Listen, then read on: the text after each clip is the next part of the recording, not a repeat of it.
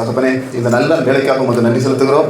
இந்த இடத்திலே தகப்பனே, உபவாச ஆராதனையிலே நாங்கள் கூடியிருந்து வானத்தின் பரலோக மன்னாவை நாங்கள் போஷிக்க வந்திருக்கிறோம் தகப்பனே. அப்பா ஸ்தோத்திரம். இந்த இடத்துல எங்களுக்கு என்ன மன்னா வேண்டுமோ அது பரலோகத்திலிருந்து அடியேனை மறைத்து என் வாயின் மூலமாக பரிசுத்த ஆவியானவரை இடைபெடும்படியாக துதிக்கிறேன். மீட்பெரும் மரணச்சவமாய் இயேசு கிறிஸ்துவின் நாமத்தினால் ஜெபிக்கிறேன், ஜீவனுள்ள நல்ல பிதாவே, ஆமென். என்ன பார்த்துருக்கீங்களா?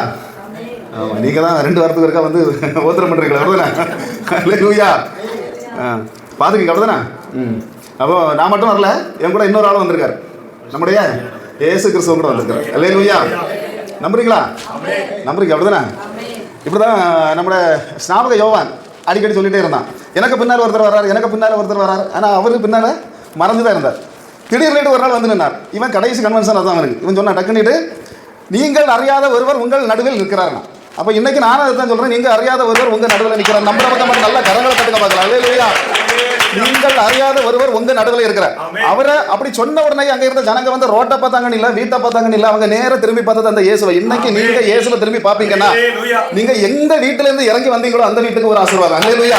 எந்த தெருவில இருந்து நீங்க ஒரு ரீபானா ரபரபனா சந்தராதனா வைடராவனா ரீபராவனா கேசி ஆண்டவர் சொல்றார், எந்த வீட்டுல இருந்து நீங்க இறங்கி வந்தீங்களோ, எந்த தெருவில இருந்து நீங்க இறங்கி வந்தீங்களோ, எந்த குடும்பத்துல இருந்து நீங்க இறங்கி வந்தீங்களோ, அந்த குடும்பத்துக்குள்ள, அந்த வீட்டுக்குள்ள, அந்த தெருவுக்குள்ள, அந்த சபைக்குள்ள உங்களுக்கு ஒரு ஆசீர்வாதம் உண்டு சொல்றேன். அல்லேலூயா. பாருங்க, தேவன் இன்னைக்கு அவர் எங்க இருந்து வந்தாலும் சரி, நாம என்ன பிசினஸ் பண்ணிட்டு இருந்தாலும் சரி, என்ன வேலையில இருந்தாலும் சரி, நாம அவரை கவனிக்கிறோமோ இல்லையா, அவர் நம்மளை கவனிச்சுட்டு இருக்கிறார். நல்ல நம்புறவங்க மட்டும். அல்லேலூயா. பாருங்க, தேவனை காட்டி கொடுத்தவங்க யோவான் திரைச்சீலையில இருந்து மறந்துட்டான். அதாவது அதுக்கு முன்ன பெரிய கன்வென்ஷன் பிரசங்க யாரு? யோவான் தான். யோவான் பேசினா அப்படி இருக்கும், வீரியன் பாம்பு குட்டிகளேம்பா. வீரியன் பாம்பு குட்டிகள் இப்ப நல்ல பாம்பு குட்டிகளை நான் சொல்லி பிரசங்கத்தை தொடங்கணும் நீங்க அப்படின்னு கிடக்கிறது. அல்லேலூயா. அவன் தொடங்குற பிரசங்கம் எப்படி? வீரியன் பாம்பு குட்டிகளை அப்படி பிரசங்கம் பண்ற ஒரு பெரிய ஸ்பீக்கர், கன்வென்ஷன் ஸ்பீக்கர், நம்மள மாதிரி கூட பேச்சுக்காரன் இல்ல. அவன் ஆண்டவரை கண்ட உடனே காட்டி கொடுத்து அந்த இடத்துல இருந்து, ஆமா, அதுக்கப்புறம் அவனுக்கு ரோலுங்கிறது அங்கே இல்லை வேதாகமத்தில். அல்லேலூயா. அப்ப என்ன சொல்லணும், இன்னைக்கு அந்த தெய்வத்தை காட்டி கொடுக்கறது மட்டும் தான் எங்களுக்கு வேலை. அதுக்கப்புறம் எங்களுக்கு ஒரு ரோலும் இல்லை. நல்ல நம்புறவங்க மட்டும் கரங்களை கட்டுங்க. பாருங்க, இயேசு கிறிஸ்து உயர்த்துட்டு வந்துட்டு ஒவ்வொருத்தரையா கொண்டு என் கையை பாருங்கடா, என் பிலாவை பாருங்கடா இப்படி காட்டிட்டே இருந்தார். ஏன் எதுக்கு அப்படின்னு சொன்னா, உனக்கு எதிராக எந்த பிலாத்துவின் சக்தி எழும்பினாலும் சரி, உனக்கு எதிராக எந்த ஏரோவின் சக்தி எழும்பினாலும் சரி, எந்த பரிசேய சக்தி எழும்பினாலும் சரி, உன்னை மீட்க ஏன் கரம் உண்டு. இன்னைக்கு ஆண்டவர் சொல்றாரு, உங்களை மீட்க உங்களுக்கு எதிராக எந்த ஆமானிய சக்தி எழும்பினாலும் சரி, எந்த விதமான ஏரோதிய சக்தி எழும்பினாலும் சரி, எந்த பிலாத்து சக்தி எழும்பினாலும் சரி, உங்க குடும்பங்களை, உங்க பிள்ளைகளை, உங்க புருஷர்களை மீட்டு எடுக்க என்னுடைய கரம் உண்டு, என்னுடைய ஆணை பறந்த கரம் உண்டு. சந்தராதன வைடராவன ரீபராவன ஆண்டவர் தெளிவா சொல்றாரு. இங்க வந்திருக்கிற பிள்ளைகளுடைய குடும்பங்களை, கோத்திரங்களை உயர்த்த ஒரு சக்தி உள்ள தெய்வம் தான் நான் பேசுறேன். அல்லேலூயா. விபச்சாரத்துல ஒரு பொண்ணை கொண்டு வந்துட்டாங்க. அப்ப கொண்டு வந்துட்டாங்கன்னா இதை போலீஸ் ஸ்டேஷன்ல கொண்டு போய் தீர்ப்பு சொன்ன கேஸ் ஒன்றும் கிடையாது. இந்த கேஸ் போலீஸ் ஸ்டேஷனுக்கும் போகல, கோர்ட்டுக்கும் போகல. ஆனா இவனாட்டு ஒரு தீர்ப்பு எழுதிக்கிட்டு கையில என்ன கொண்டு வந்துட்டான், கல்ல கொண்டு வந்துட்டான். இப்ப கல்ல கொண்டு வந்துட்டான் அப்படின்னு சொன்னா, இப்போ கல்லு யாரும் கொடுப்போம். இப்போ நாங்க எல்லாம் படிக்கும்போது கொஞ்சம் அரசியல்வாதி எங்க கையில தருவோம். எதுக்கு அவனுக்கு வீட்டுல போய் இருந்து கல்ல உடைக்கா, அவன் வீட்டுல கண்ணாடி உடைக்கிறதுக்கா? இல்ல எதுக்கு தருவானா, ரோட்ல போற பஸ் இறங்கணும். அல்லேலூயா. அப்படி நிறைய பேர் கல்ல தருவாங்க, கல்ல எடுப்போம். நம்ம சும்மா கிடக்க கல்ல எடுத்து கண்டவனுக்கு மாவுல ஏறுவோம், நம்ம மாவுல எறிய மாட்டோம். நாங்க போகும்போதெல்லாம் ஒரு மாவுல இருந்து ஒவ்வொரு மாக பிறகு 10 கிலோ ஒன்னு எடுத்து சாப்பிடும், மீதி அதே போட்டு போயிடும். கல் எடுத்து எறியது அடுத்தவன் எறியுதுன்னு ரொம்ப ஈஸி. ஆனா கல்லு நம்ம எடுத்துனாலே பக்கத்துல இருக்க என்ன நாய் கூட என்ன செய்யணும், ஒதுங்கி போயிடும். ஆனா இயேசு ஒதுங்கி போனாரு இல்ல, அந்த கூட்டத்துல நடுவில் வந்துருந்தார். அல்லேலூயா. எவன் கல் எடுத்தாலும் உனக்கு எதிராக, உன் குடும்பத்துக்கு எதிராக கல் எடுத்தாலும் நடுவில் வந்து நின்று. அல்லேலூயா. ஒதுங்கி போகிறவங்க கர்த்தர் அல்ல, நாங்க ஒதுங்கி போகிறோம். உங்க நடுவில் வந்து நின்று உங்களுக்கு ஒரு ஆசீர்வாதத்தை தருகிற ஒரு கர்த்தர் உண்டு. இப்ப பாருங்க, அதாவது பிடிச்சிட்டு வந்த இவங்க தான் என்ன, ஆண்டவர் ஒற்றை வார்த்தை தான் சொன்னார். என்ன சொன்னார்? உங்களில் பாவம் இல்லாதவன் ஆமா கல்லர் ஒரு பய அதுல என்ன செய்யல நிக்கல. அத்தனை பேர் என்ன செய்தாங்க. இன்னைக்கு எப்பேற்பட்ட பாவங்கள் நீங்க செய்திருந்தாலும் சரி, ஆண்டவர் எவன் கல் எடுத்தாலும் சரி உங்களை மீட்டு எடுத்து தான் இந்த இடத்தை கொண்டு வந்திருக்கேன்னு சொல்றாரு சொன்னா, ஆண்டவர் தெளிவாக சொல்லுகிறார். இயேசு ஒரு நாள் நம்மளை விட்டு கொடுக்குற ஒரு தெய்வம் அல்ல. பாருங்க, இயேசுவை பிடிக்க ஒரு கூட்ட ஜனம் யாரெல்லாம் கூட இருந்த சீசன் உண்டு. அப்படிதான் சீசன் முதல் ஒரு கூட்ட ஜனம் அதில் வந்திருக்கு. பரிசேயர்கள் நிற்கிறாங்க. அந்த பக்கத்தில் பார்த்தா ரோமர்கள், ரோம படைகள், யூதர்கள். வந்த உடனே ஆண்டவர்கிட்ட வந்து கேட்டாங்க, இயேசு யாரை தேடுகிறோம்? ஒற்றை வார்த்தை சொன்னாங்க, இயேசுவை தேடுகிறோம். இயேசுவை தேடுகிறோம்னா நான் தான். என்ன கொண்டு வந்து அவங்கள வீட்டில் இப்போ நான் சொன்னா தெரியுமா, நான் மட்டும் இல்லை, அந்த கூட்டம் எல்லாம் உண்டு. அல்லேலூயா. அந்த ஒரு கூட்டம் உண்டு, ஒன்றும் இல்லை, பாஸ்டரும் உண்டு. பல தடவை நான் விலக்கி இருக்கேன். இவர் கேட்கற பிரசங்கம் பண்ணிட்டே தெரியாது. நீங்க என்ன செய்யணும், அவனை பிடிச்சு கொண்டு வந்து 4 இடி கொடுத்தீங்கன்னா கதை சரியாகும். அல்லேலூயா. ஆனா இயேசு பக்கத்துல இருக்கவனை காட்டி கொடுத்து இவனை கூட கொண்டு போய் 4 குத்துங்கன்னு சொல்லல. என்ன தேடுறீங்கன்னா என்ன மட்டும் தேடி கொண்டு போங்க. அல்லேலூயா. மற்றவங்களை என்ன செய்யுங்க. இன்னைக்கு நான் சொல்றேன், ஆண்டவர் உங்களை மற்றவங்களோட கையெடுக்கிறவங்க எந்த சத்துரு, எந்த பிசாசு உங்களுக்கு எதிராக வந்தாலும், அல்லேலூயா, நான் தான் அப்படின்னு சொன்னா எவன் உங்க மேல கை வைக்க வந்தாலும் சரி அவனுக்கு எதிராக, அல்லேலூயா, ஆண்டவர் இறங்கி இன்னைக்கு உங்க குடும்பங்களை, கோத்திரங்களை ஆசீர்வதிப்பேன், வாக்கு கொடுக்கிறேன். நல்ல நம்புறவங்க மட்டும் கரங்களை கட்டுங்க பார்க்கலாம். அப்ப அப்போ இங்கே வரும்போது நான் அதாவது இங்கே பேசக்கு சொன்ன உடனே அதில் எச்சரிப்பின் சத்தம் உடனே போட்டுருந்தீங்க. பார்த்த உடனே ஆண்டவர் என்ன செய்யறாருன்னா எனக்கு ஆண்டவர் சொன்ன விஷயம் ஞானஸ்நானத்தை பற்றி கொஞ்சம் பேசணும். அப்போ ஞானஸ்நானத்தை பற்றி பேசணும், இங்கே வந்து அவர் தான் பேசுகிறார். அல்லேலூயா. பாருங்க, எனக்கு அது ஒரு இதாக இருந்து சரி இருந்தாலும் ஞானஸ்நானம் அதை பற்றி கண்டிப்பாக என்ன செய்யணும் பேசணும். ஞானஸ்நானங்கிறது நீர் தண்ணீர் அப்படிங்கிறது எப்பவுமே தேவன் என்ன ஒரு பரிசுத்தமாக வைத்திருக்கக்கூடிய ஒரு காரியம். அது என்னன்னா ஆதியாகமம் 1:2 வாசிக்க பார்க்கலாம். தேவாவியானவர் ஜலத்தின் மேல் அசைவாடி கொண்டிருந்தார். பூமியானது ஒழுங்கின்மையும் பெருமையுமாய் இருந்தது. ஆழத்தின் மேல் இருள் இருந்தது. தேவாவியானவர் ஜலத்தின் மேல் அசைவாடி கொண்டிருந்தார். அல்லேலூயா. எங்க இருந்தாரு? ஜலத்தின் மேல அசைவாடி கொண்டிருந்தார். தொடக்கமே ஆண்டவர் எங்க தான் இருக்கிறாரு? ஒரு ஜலத்துக்கு மேல இருக்கிறார். அப்போ ஜலத்துக்கு பவர் என்ன அப்படின்னு கேட்டா, இன்னைக்கு பாருங்க, ஒரு சிங்கம் இல்ல ஒரு புலி ஒரு மானை துரத்திட்டு வருதுன்னு வைங்களா. மானை துரத்தும் போது மான் ஓடும் பின்னாலே ஓடணும்னு என்ன செய்யணும், ஒரு தண்ணிக்குள்ள சாடி அந்த பக்கம் போயிடும். ஆனா இதை துரத்தி வருகிற துஷ்ட பிசாசுகள் அதுக்கப்புறம் இதை கண்டுபிடிக்காது. எப்படி கண்டுபிடிக்கணும்? அது வரைக்கும் அதுக்கு கால் ரேகை எப்படி இருக்கு, இதுக்கு ரத்த மனம் எல்லாமே என்ன தெரியும், அதுக்கு தெரியும், பின்னால விரட்டிட்டு வரும். ஆனா இந்த மான் ஒரு தண்ணிக்குள்ள இறங்கி மறுகரைக்கு போயினா அதுக்கப்புறம் அது எங்க போச்சு என்ன செய்யாது, அதுக்கு தெரியாது. அல்லேலூயா. அப்போ இன்னைக்கு உங்களுக்கு ஒரு சாத்தா நம்மளை தொடர்ந்து விரட்டிட்டே வரோம் அப்படின்னா, ஸ்நானப்பட்டு நீ கரையாறின உடனே ஒன்றை விட்டு தலை எந்த சத்தியம் அதுக்கப்புறம் ஒன்றும் நெருங்க முடியாது. இன்னைக்கு இந்த இடத்துல ஸ்நானப்படாத யாராவது இருப்பீங்கன்னு சொன்னா நான் சொல்றேன், ஸ்நானப்பட்டீங்கன்னா நீங்க மட்டுமல்ல ஆசீர்வதிக்கப்படுகிறது, உங்க குடும்பம் ஆசீர்வதிக்கப்படும், உங்க தெருவது மூலமாக ஆசீர்வதிக்கப்படும். அல்லேலூயா. ஸ்நானம் சொன்னா ஸ்ப்ரே அடிச்சு அப்படி இந்த பாட்டில் வச்சு அமுக்குற இந்த ஸ்நானம் இல்ல, ஒரு கப்பு தண்ணீர கொடுக்குற ஸ்நானம் அல்ல. நாங்க சொல்றது மூழ்கி ஞானஸ்நானம் இருக்கணும். மூழ்கி ஞானஸ்நானம் அப்படி நாங்க ஆண்டவர் வந்து ஆதாம் ஏவாளையும் படைத்தார். ஒரு பக்கெட் தண்ணியை கொண்டு கொடுத்து மக்களை நீங்க நல்லா குளிச்சு எடுத்துக்கிறீங்க அப்படின்னு சொல்லல. 4 ஜீவ நதிகளை என்ன செய்தாரு, அதை ஓடி இருந்த பாத்தீங்கன்னா பைசோன், கீகோன், கீதோர், ஐப்ராத் இப்படி 4 நதிகள் என்ன செய்திருந்து ஓடிட்டு இருந்து. பாருங்க, அப்படி அவ்வளவு 4 நதிக்குள்ள சந்தோஷமாக அப்படி குளிச்சு எடுத்து சந்தோஷமா இருந்த ஆண்டி என்ன செய்து உடனே இருக்க முடியல. அப்படிதானே? எப்பவும் வேற தேவனுக்கு பேச்சை கேட்காம எப்பவாவது வந்த ஒருத்தனுக்கு பேச்சை கேட்டு உனக்கு தேவனை போல ஆயிரலான்னு சொன்னா என்ன தேவனை போல ஆகிட்டு புருஷனை ஒரு பாடாப்படுத்திடலான்னு ஒரு ஆசையில என்ன செய்துட்டு டக்குனி போய் பறிச்சு சாப்பிட்டது இல்லாம அந்த பாவத்தை கையில கொண்டு கொடுத்து அதையும் தின்ன வச்சு கடைசியில் ஆண்டவர் வெளியே போய் தள்ளிட்டார். சரி, வெளியே போனாங்க. அப்போ வெளியே போய் அது அந்த ஏதேன் தோட்டத்தோடு வெளியே போனாங்க. அதே இடத்துல அதுக்கு பக்கத்தில் இன்னொருத்தர் இருந்தார். இப்போ அவங்க இப்போ ஸ்டோரி சொல்லலை. அந்த பக்கத்தில் இருந்த ஆள் யாருன்னு கேட்டால் நம்முடைய ஆபிரகாம் இருந்தார். யார் இருந்தார்? ஆபிரகாம் இருந்த இடத்துக்கு பேர் கல்தேய தேசம், சினையார் தேசம், இன்னைக்கு இருக்கக்கூடிய ஈராக், இது எல்லாமே ஒரே தேசம் தான். அப்போ அதில் வேற மாற்றுக்கிறது இல்லை. அதுபோல் இன்னும் 2-3 பேர்களில் போட்டிருக்கோம். மெசப்பட்டோமியா, இந்த இடமெல்லாம் ஒரே இடம் தான். அப்போ அந்த இடத்துல கல்தேராக இருந்தவன் தேவன் அறியாமல் அத்தனை ஜனங்களை என்ன செய்துட்டு இருப்பாங்க, விக்கிரகத்தை சேர்த்து வித்து மொத்தமே நாசப்பட்டு ஆக்கிட்டு இருந்த குடும்பம் தான் இவனுக்கு குடும்பம். ஆண்டவர் திடீர்னு சொன்னாரே, நீ இந்த இடத்த விட்டு புறப்பட்டு போனீங்கன்னா என்ன செய்யலாம், அவனுக்கு ஆசீர்வாதம். அது இடத்த கூட குறிச்சு கொடுத்தாருன்னா இறங்கி போகணும். எங்க இறங்கி போகணும்? ஐப்ராத் நதியில் இறங்கி, யூப்ரட்டிஸ் நதியில் இறங்கி நீ கரையாறி போகணும். எதுக்கு? அங்கே உள்ளப்பட்டு பழைய ஏற்பாட்டில் ஸ்நானம் உண்டா இல்லையான்னு கேட்டாங்க. பழைய ஏற்பாட்டில் ஆபிரகாம் எடுத்ததே ஸ்நானம் தான். அல்லேலூயா. இறங்கி கரையாறி வெளியே போன பிறகு அது வரைக்கும் கல்தேனா இருந்தவனுக்கு பேர், அதுக்கப்புறம் எபிரேயன் ஆச்சுன்னு சொன்னார். ஆண்டவர் என்ன சொல்றாரு, உங்க எல்லாரையும் எபிரேயனா மாத்துவேன். நீங்க ஸ்நானப்பட்டு ஆண்டவருடைய வழியில் வருவீங்கன்னா சில பேர் எபிரேயர்களாக மாத்தி ஆபிரகாமை எப்படி கண்ணு கட்டின தூரத்து வரைக்கும் அவனுக்கு பட்டா போட்டு கொடுத்தார். அல்லேலூயா. பத்திரத்தை பதிச்சு கொடுத்துறாரு, எல்லாம் நீதான் போய் எடுத்துக்க அப்படி. இன்னைக்கு சொல்ற ஆண்டவர் சில பேருக்கு பட்டா போட்டு வேணாம் நான் கொடுத்தேன். ஆனா நான் சொல்றது நீங்க கேட்கணும். ஆமே. பாருங்க, அந்த இடத்துல அது மட்டும் இல்ல, ஆபிரகாம் அப்படி எடுத்தாரு. அது இந்த இவரை பாருங்க, ஒரு இந்த யாக்கோபு வந்து யோசேப்பை கொண்டு போனாங்க எகிப்துக்குள்ள யோசேப்பை கொண்டு போனது மட்டுமல்ல 3 முறை இந்த குடும்பம் என்ன செய்து அங்க போயிட்டு இங்க வந்து எங்க போயிட்டு எகிப்துக்கு போயிட்டு இங்க வந்தது. அவங்க எந்த ரோட்ல கொண்டு போனாங்கன்னா பெர்சபா மறுபூமியில இருந்து கொண்டு போறாங்க. ஆனா பெர்சபா மறுபூமியில இருந்து இவனை கொண்டு போனாலும் அவனை கொண்டு போன இடம், யோசேப்பை கொண்டு போனது மீதியான் வியாபாரிகள் கொண்டு போன இடம் ரூட் வேற. அப்படி 2 ரூட் வழியாக எங்க கொண்டு போனாங்க, எகிப்துக்குள்ள கொண்டு போனாங்க. ஆனால் தேவன் திரும்ப இந்த செங்கடல் வழியாக இந்த மக்களை திரும்ப கொண்டு வந்தார். ஏன் கொண்டு வந்தார்? ஏற்கனவே 2 சூப்பர் வழி உண்டு, ரதங்கள் ஓடுகிற வழி. ஏன்னா ஏற்கனவே போய்கிட்டு திரும்ப வரும்போது ரதத்தில் வந்தது. அப்ப என்ன செய்தாங்க, யாக்கோபை கூட்டிட்டு போனாங்க அவங்க. அப்படி ரதங்கள் ஓடுகிற ரூட்ல ஆண்டவர் கொண்டு போகாம செங்கடலுக்கு முன்ன கொண்டு போனார். ஏன் அப்படின்னு சொன்னா 30 லட்சம் ஜனம் அதுல ஸ்நானப்படணும். அல்லேலூயா.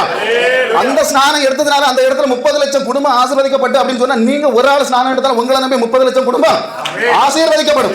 அல்லேலூயா.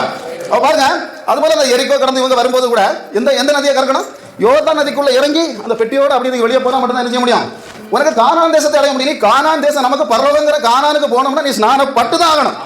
அதுல எந்த மாற்றமும் இல்ல. பாருங்க, ஒரு நாள் இருந்தா நாகமான் எப்படிப்பட்டாலும் பெரிய குஷ்டரோகி மட்டுமல்ல, அவன் பெரிய சேனாதிபதி. அவன் இந்த நாட்டுக்கு யாரு, சேனாதிபதினோட உனக்கு குஷ்டம் வராம இருக்காது. ஆமா, அவனுக்கு என்ன இருந்தது, குஷ்டம் வந்தது. உடனே வீட்டில் இருக்க கோமநாதன் சொன்னா, நீ எங்க ஊர்ல ஒரு பாஸ்டர் இருக்கார், அவர்கிட்ட போனீங்கன்னா என்ன செய்யலாம், உனக்கு குஷ்டரோகம் இருந்தது. இவன் நினைச்சான் அவர்கிட்ட போனோட தலையில கை வச்சுட்டு பிரேஸ் லார்ட் குளோரி குளோரின்னு சொல்லி 2 தள்ளி போட்டு வரதில்ல போனோட குஷ்டரோகம் பேரும் போல இருக்குன்னு.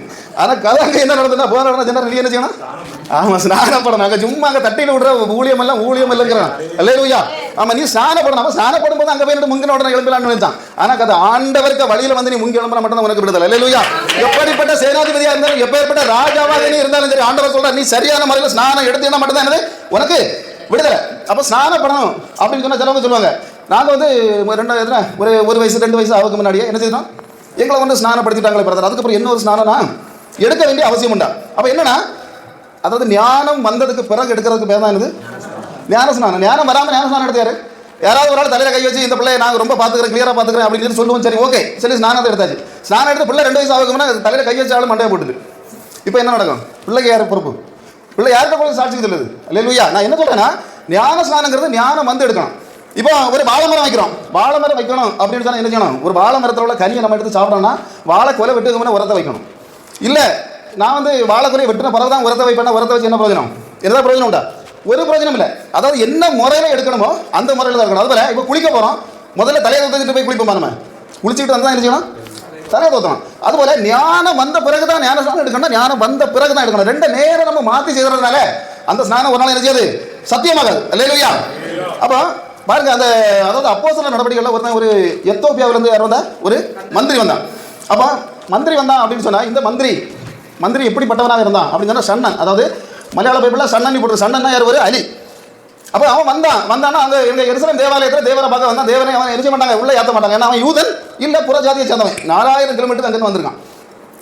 இவங்க என்ன செய்யல அவனை உள்ளே ஏற்றதுனால இவன் வெளியே இருந்து அந்த ஏசாயாவோட புத்தகத்தை நாம சர்ச்சைக்குள்ள ஏற்றோம்னா சந்தோஷமா என்ன செய்வோம்? கையை தட்டா போட்டுட்டு சந்தோஷமா வீட்டில் போய் பிரியாணி தான் சாப்பிடலான்னு போயிடுவான். ஆனால் அவன் அப்படி இல்லை, வீட்டுக்கு திரும்பி போனானே இல்லை, அங்கே வச்சு வித்துக்கிட்டு இருந்த ஒரு ஏசாயாவோட புத்தகத்தை வாங்கி வாசிக்க தொடங்க. வாசித்த இடத்துல போட்டிருக்கு தேவன் இயேசு கிறிஸ்துவ பற்றி தெளிவாக போட்டிருக்கு. அப்போ திடீர்னு பாருங்க, பவுல் ஒரு சைடுல இருந்து என்ன செய்யறான்? ஏகப்பட்ட ஆட்கள் நிற்கிற இடத்துல அப்படியே பிரசங்கம் பண்ணிட்டே நிற்கிறான். அப்போ அந்த பிலிப்பு பிரசங்கம் பண்ணிட்டு இருக்கான். பிலிப்பிட்ட தேவன் சொல்றாரு, நீ உடனே இந்த இடத்துக்கு போகணும். அந்த இடத்துல தானே திரும்ப இவன் கடந்து வந்து அவ்வளவு ஜனங்களை விட்டுட்டு இங்கே வரும்போது அங்கே என்ன நடக்குது அந்த இடத்துல உங்களுக்கு தெரியுமா? வந்தவொடனே கேட்குறான், நீ படிச்சுட்டு இருக்கிறியே, இதை வந்து உனக்கு புரியுதா அப்படின்னு கேட்டோன்னா அவன் அடுத்த வார்த்தை சொல்றான், எனக்கு புரியாது, எனக்கு வந்து யாராவது சொல்லி தந்தா தான் என்ன செய்யும் புரியும் அப்படின்னு சொன்ன உடனே இவன் அந்த இடத்துல விளக்கி இது யாரை பற்றி சொல்லியிருக்கு அப்படின்னு சொன்னா இயேசு கிறிஸ்துவை பற்றி சொல்லியிருக்கு, அவருடைய ரத்தத்தை பற்றி சொல்லியிருக்கு அப்படின்னு சொன்னா அவன் அடுத்த வார்த்தையை சொன்ன வார்த்தை என்னன்னா, எனக்கு என்ன செய்யணும்? ஸ்நானப்படணும். அப்போ எனக்கு ஸ்நானப்படணும் அப்படின்னு சொன்னா 4000 கிலோமீட்டர் தூரத்துலேருந்து வந்திருக்கான். அவனுக்கு வண்டியில் அதாவது அந்த ரதத்தில் ஒரு டப்பா தண்ணி, இது மாதிரி ஒரு டப்பா தண்ணி இருக்குமா இருக்காதா? அப்போ அந்த இடத்துல தண்ணியை ஊற்றி ஸ்நானப்பட்டுக்கலாமா? இல்லைன்னா ஒரு ஸ்ப்ரே அடிச்சிருக்கலாம் அந்த இடத்துல. ஏன் ஸ்ப்ரே அடிக்கல அந்த இடத்துல? ஸ்நானம் அப்படின்னு ஒன்று உண்டு அப்படின்னு சொன்னால் என்ன செய்யணும்? அதை முங்கி எடுக்கிறதுக்கு பேர் தான் என்னது? ஸ்நானம். அதுதான் அவன் உடனே என்ன செய்யறாங்க? தண்ணி இருக்கிற இடத்தை தேடி போறாங்க. அப்பதான் பண்றாங்க. அப்போஸ்தலர் 8:36 வாசிக்க பார்க்கலாம். இவ்விதமாய் அவர்கள் வழி நடந்து போகையில் தண்ணீர் உள்ள ஒரு இடத்திற்கு வந்தார்கள். அப்பொழுது மந்திரி, இதோ தண்ணீர் இருக்கிறதே, நான் ஞானஸ்தானம் பெறுவதற்கு தடை என்ன என்றான். அல்லேலூயா. அப்ப என்னது? தண்ணி இருக்கிற இடத்தை தேடி போய் ஞானஸ்நானம் எடுத்தாங்க. அப்ப நான் என்ன சொல்றேன்னா, தண்ணி இருக்கணும் முழுவதுமாக. இயேசு கிறிஸ்துவோட என்னன்னா கரை ஏறினார்னு இருக்கு. கரை ஏறினார் அப்படின்னு சொன்னாங்க, இறங்கினாரா இல்லையா? இறங்கினார். 2 பேர், கொடுத்தவரும் இறங்கினாரு, எடுக்கிறவங்க இறங்கணும். அதான் இப்போ கொடுக்கிறவங்க மட்டும் இறங்கி மற்றவங்க கரையில் நின்று தலையை பிடிச்சி அமுக்கிறது அல்ல ஞானஸ்நானம் சொல்றது. எப்படி 2 பேரும் இறங்கணும், 2 பேரும் கரை. இப்போ பாச நிக்கோதேமை பற்றி சொன்னாங்க. நாங்கள் நம்ம டைலாக் அவர் அடிக்கிறது வைக்கிறார் போல இருக்கு அப்படின்னா, ஏன்னா நிக்கோதேமை முதலே பேசி நானும் நிக்கோதேமை பற்றி கொஞ்சம் பேசலான்னு தான் வந்தேன். அப்போ நிக்கோதேமு யார் அப்படின்னா ஒரு பரிசேயன் மட்டுமில்லை, அவன் வந்து அந்த அரசியலில் வந்து ஒரு பெரிய லீடராக இருந்த ஆள். அப்போ அவன் ஒரு வார்த்தை அழகாக கேட்குறான் ஆண்டவர்கிட்ட. ஆனால் இவன் வந்து கடைசியில் ஆண்டவருடைய பாடியை இறக்குன ஆள் யாரு? இல்லை அவன்கிட்ட போய் சண்டை போட்ட ஆள் யாரு? நேராக போய் பிலாத்துட்ட போய் கேட்ட ஆள் இவங்க 2 பேர் தான். 2 பேர் போய் அவங்க பாடி எங்களுக்கு வேணும், நாங்கள் தான் கொண்டு அடக்கம் பண்ணுவோம் எல்லாமே கேட்டு வாங்குறது இவங்க 2 பேர் தான். அவ்வளவு பவர் உள்ள. இவன் சொன்னனால தான் அந்த கதை நடந்து கொடுக்க மாட்டாங்க பாடியை. அப்போ அப்படிப்பட்ட ஆள் கடைசி வரைக்கும் அந்த பாடியை பிடிச்சி மேலே பிடிச்சி இறக்க வேண்டிய ஒரு ஆள். இப்படிப்பட்டவன் வந்து ஆண்டவரே நான் பரலோக ராஜ்யத்துக்கு வரணும் அப்படின்னு சொன்னோன்னா என்ன செய்யணும்னு கேட்டோம்னா, நீ இறக்க பாடியெல்லாம் இறக்கிறவன் தானே, என்ன கல்லறையில் அடக்கம் பண்ணுறவன் தானே, அதனால நீ உனக்கு மட்டும் வேற ஒரு விஷயம் இருக்குன்னு ஆண்டவர் சொல்லல. ஆண்டவர் என்ன சொன்னார்? ஒத்த அடியில் அது எதில் போட்டாங்க? யோவான் 3:3 தானே? யோவான் 3:3 அதான் அதை வாசிங்க.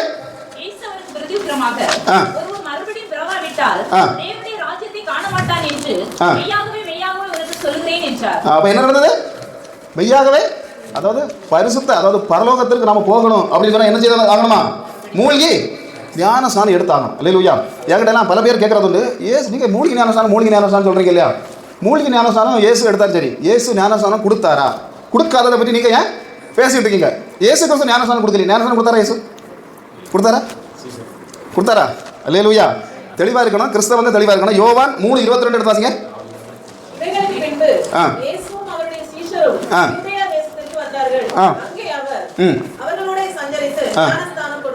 கொடுத்தாரா கொடுக்கலையா? எனக்கு ஒரு பாஸ் தகராறு வந்துட்டு கொஞ்ச நாளைக்கு வந்தேன். ஆமாம், இயேசு கொடுக்குற பாஸ் நீங்கள் அப்படிலாம் பேசக்கூடாது அப்படின்ட்டாங்க. அப்போ நான் சொன்னேன், நீங்கள் பைபிளை முதல்ல படிக்கணும். அல்லேலூயா. ஏன் சொல்றேன்னா இயேசு கிறிஸ்து கொடுத்தார். அதுக்கு அடுத்த வசனத்துல கீழே நீங்க பாத்தீங்கன்னா இயேசு கிறிஸ்து தாமே கொடுக்கவில்லைன்னு இருக்கு. ஏன் இருக்குன்னா அந்த இடத்துல பரிசேயர்கள் உடனே ஓடி வந்து இவர் கல் எடுத்து எறிய வந்துட்டாங்க. அப்ப யோவான் பக்கத்துல கொடுத்துட்டு போட்டுருப்பாங்க. யோவான் அந்த அடுத்த வசனத்தை வாசிங்க 3:22. ஆமா 3:23 வாசிங்க. சாலிமோனுக்கு சமீபமான சீனோன் என்னும் இடத்திலே தண்ணீர் மிகுதியா இருந்தபடியினால் யோவானும் அங்கே ஞானஸ்நானம் கொடுத்து வந்தான். அப்ப பக்கத்துல அவன் கொடுத்துட்டு இருந்தான். இவர் கொடுத்த உடனே இவரை எறியதுக்கு அவங்க ரெடியா வந்ததுனால இவர் என்ன பண்ணாரு, அந்த இடத்துல திரும்ப கொடுக்காம அவர் என்ன செய்தாரு, போயிட்டார். அப்ப அநேக பேருக்கு ஞானஸ்நானம் எடுக்கணும்னு உள்ளவங்களுக்கு கண்ணில் படுற வசனம் என்னன்னா அவர் தாமே ஞானஸ்நானம் கொடுக்கவில்லை. இந்த ஒரு வார்த்தையை பிடிச்சிட்டு இயேசு ஞானஸ்நானம் அநேக பேருக்கு அந்த வசனத்துல மேல பார்த்தா தெரியும். யோவானை விடவும் அதிகமானவருக்கு யார் ஞானஸ்நானம் கொடுத்தார்? இயேசு கிறிஸ்து கொடுத்தார். இயேசு கிறிஸ்து தண்ணி இல்லாத இடத்துல வச்சு கொடுக்கல, நல்ல தண்ணீர் வச்சு கொடுத்தார். அதுபோல ஞானஸ்நானம் எடுக்கணும் அப்படின்னு தேவன் இயேசு கிறிஸ்துக்கு ஒரு நாள் ஞானஸ்நானம் எடுக்கும். இந்த உலகத்துல பிறந்ததுல ஞானஸ்நானம் எடுத்தாதான் பரலோகத்துக்கு போக முடியும்னு சொல்லி தடை உள்ள ஒரு ஆள் இல்ல அப்படின்னு சொன்னா அது இயேசு கிறிஸ்து மட்டும் தான். இயேசு கிறிஸ்துக்கு ஒரு நாள் ஞானஸ்நானம் எடுத்தாலும் பரலோகத்துக்கு போகணும் கிடையாது. அவர் பரலோகத்திலிருந்து இறங்கி வந்தார். திரும்ப அவர் ஸ்ட்ரைட்டா என்ன பண்ண முடியும், பரலோகத்துக்கு போக முடியும். ஆனாலும் அவர் எப்படிப்பட்ட ஒரு பரலோகத்திலிருந்து இறங்கி வந்த அதே தேவன் பருங்க வந்து என்ன செய்தாரு, ஞானஸ்நானம் எடுத்தாருன்னா நமக்கும் உங்களுக்கும் எனக்கும் அது ஞானஸ்நானம் எடுக்குங்கிறத காட்டி தரதுக்காக தான். அந்த ஒரு காரியத்துக்காக தான் அவர் செய்தார். அது மட்டும் இல்ல, அவர் நின்ன இடம் கலிலேயாவிலிருந்து யோர்தானுக்கு எத்தனை கிலோமீட்டர்? 100 கிலோமீட்டர், 100 மைல், அதாவது 150 கிலோமீட்டருக்கு மேல உண்டு. இவ்வளவு கிலோமீட்டர் அவர் அந்த இடத்துல வச்சு ஒரு தண்ணி நிறைய எடுத்து தலையில ஊற்றி என்ன செய்திருக்கலாம், ஸ்நானப்பட்டிருக்கலாம். ஆனால் தேவன் ஏன் அந்த இடத்துல இருந்து 150 கிலோமீட்டர் நடந்து வந்தார்னு சொன்னா யோர்தான் நதிக்குள்ள முங்கிறதுக்காக தான் வந்தார். தெளிவா இருக்கணும். ஞானஸ்நானம் என்னது? உண்மையான ஞானஸ்நானம் என்னதான்? மூழ்கி எடுக்கக்கூடிய ஞானஸ்நானம் மட்டும்தான். அதுக்கு அது தவிர வேற எதுவுமே அங்கீகாரமே கிடையாது. பரலோகத்துல அங்கீகாரமே கிடையாது. இயேசு செய்ததை நாம என்ன செய்யணும், அவர் என்ன செய்தாரோ அதை போல நம்ம செய்யறதுக்கு நம்மளை அழைச்சிருக்காரே தவிர வேற யாராவது ஏதாவது ஒரு ஆளு இப்படி எடுத்தா போதும் அப்படின்னு சொல்றதுனால நம்ம அதை எடுத்துட்டு வந்தோம்னா தேவன் நினைச்ச மாட்டாரு, பரலோக ராஜ்யம் அதை அங்கீகரிக்காது. அல்லேலூயா. அப்போ வாசிக்க பார்க்கலாம். அந்த தானியேல் 12:2, அதாவது வெளிப்படுத்தின விசேஷத்துக்குள்ள போலான்னு நினைக்கிறேன். வாசிக்க பார்க்கலாம். தானியேல் பூமியின் தூளிலே நித்திரை பண்ணுகிறவர்களாகிய அநேகர் சிலர் நித்திய ஜீவனுக்கும் சிலர் நித்திய நிந்தைக்கும் நிகழ்ச்சிக்கும் விழித்து எழுந்திருப்பார்கள். அல்லேலூயா. எனக்கு இந்த தானியேல் வந்து ரொம்ப பிடிக்கும். ஏன்னு சொன்னா அந்த பெரிய தீர்க்கதரிசிகள்ல ஒரு 4 தீர்க்கதரிசிகள்ல ஒரு ஆள் இந்த தானியேல். அப்ப இந்த தானியேல் வந்து மற்ற ஏசாயா, எசேக்கியேல் எல்லாருமே, எரேமியா எல்லாருமே சொன்னாங்க அந்த மறுவாழ்வை பற்றி, அதாவது உயிர்த்தெழுந்து வாழ்க்கை, மரித்த பிறகு என்ன நடக்குங்கிறது. ஆனா ரொம்ப அழுத்தம் திருத்தமாக அழகா சொல்ற மாதிரி என்னது, பூமியில் தூளிலே நித்திரை பண்ணுகிறவர்களாகிய அநேகரில் சிலர் நித்திய ஜீவனுக்கும் சிலர் நித்திய நிந்தைக்கும் நிகழ்ச்சிக்கும் விழித்து எழுந்திருப்பார்கள். அல்லேலூயா. அப்ப தானியேல் சொன்னா, தானியேலுக்கு பிறகு வந்த இயேசு கிறிஸ்து 600 வருஷங்களுக்கு பிறகு அவரும் சொன்னாரு. யோவான் 5:28-29 வாசிங்க.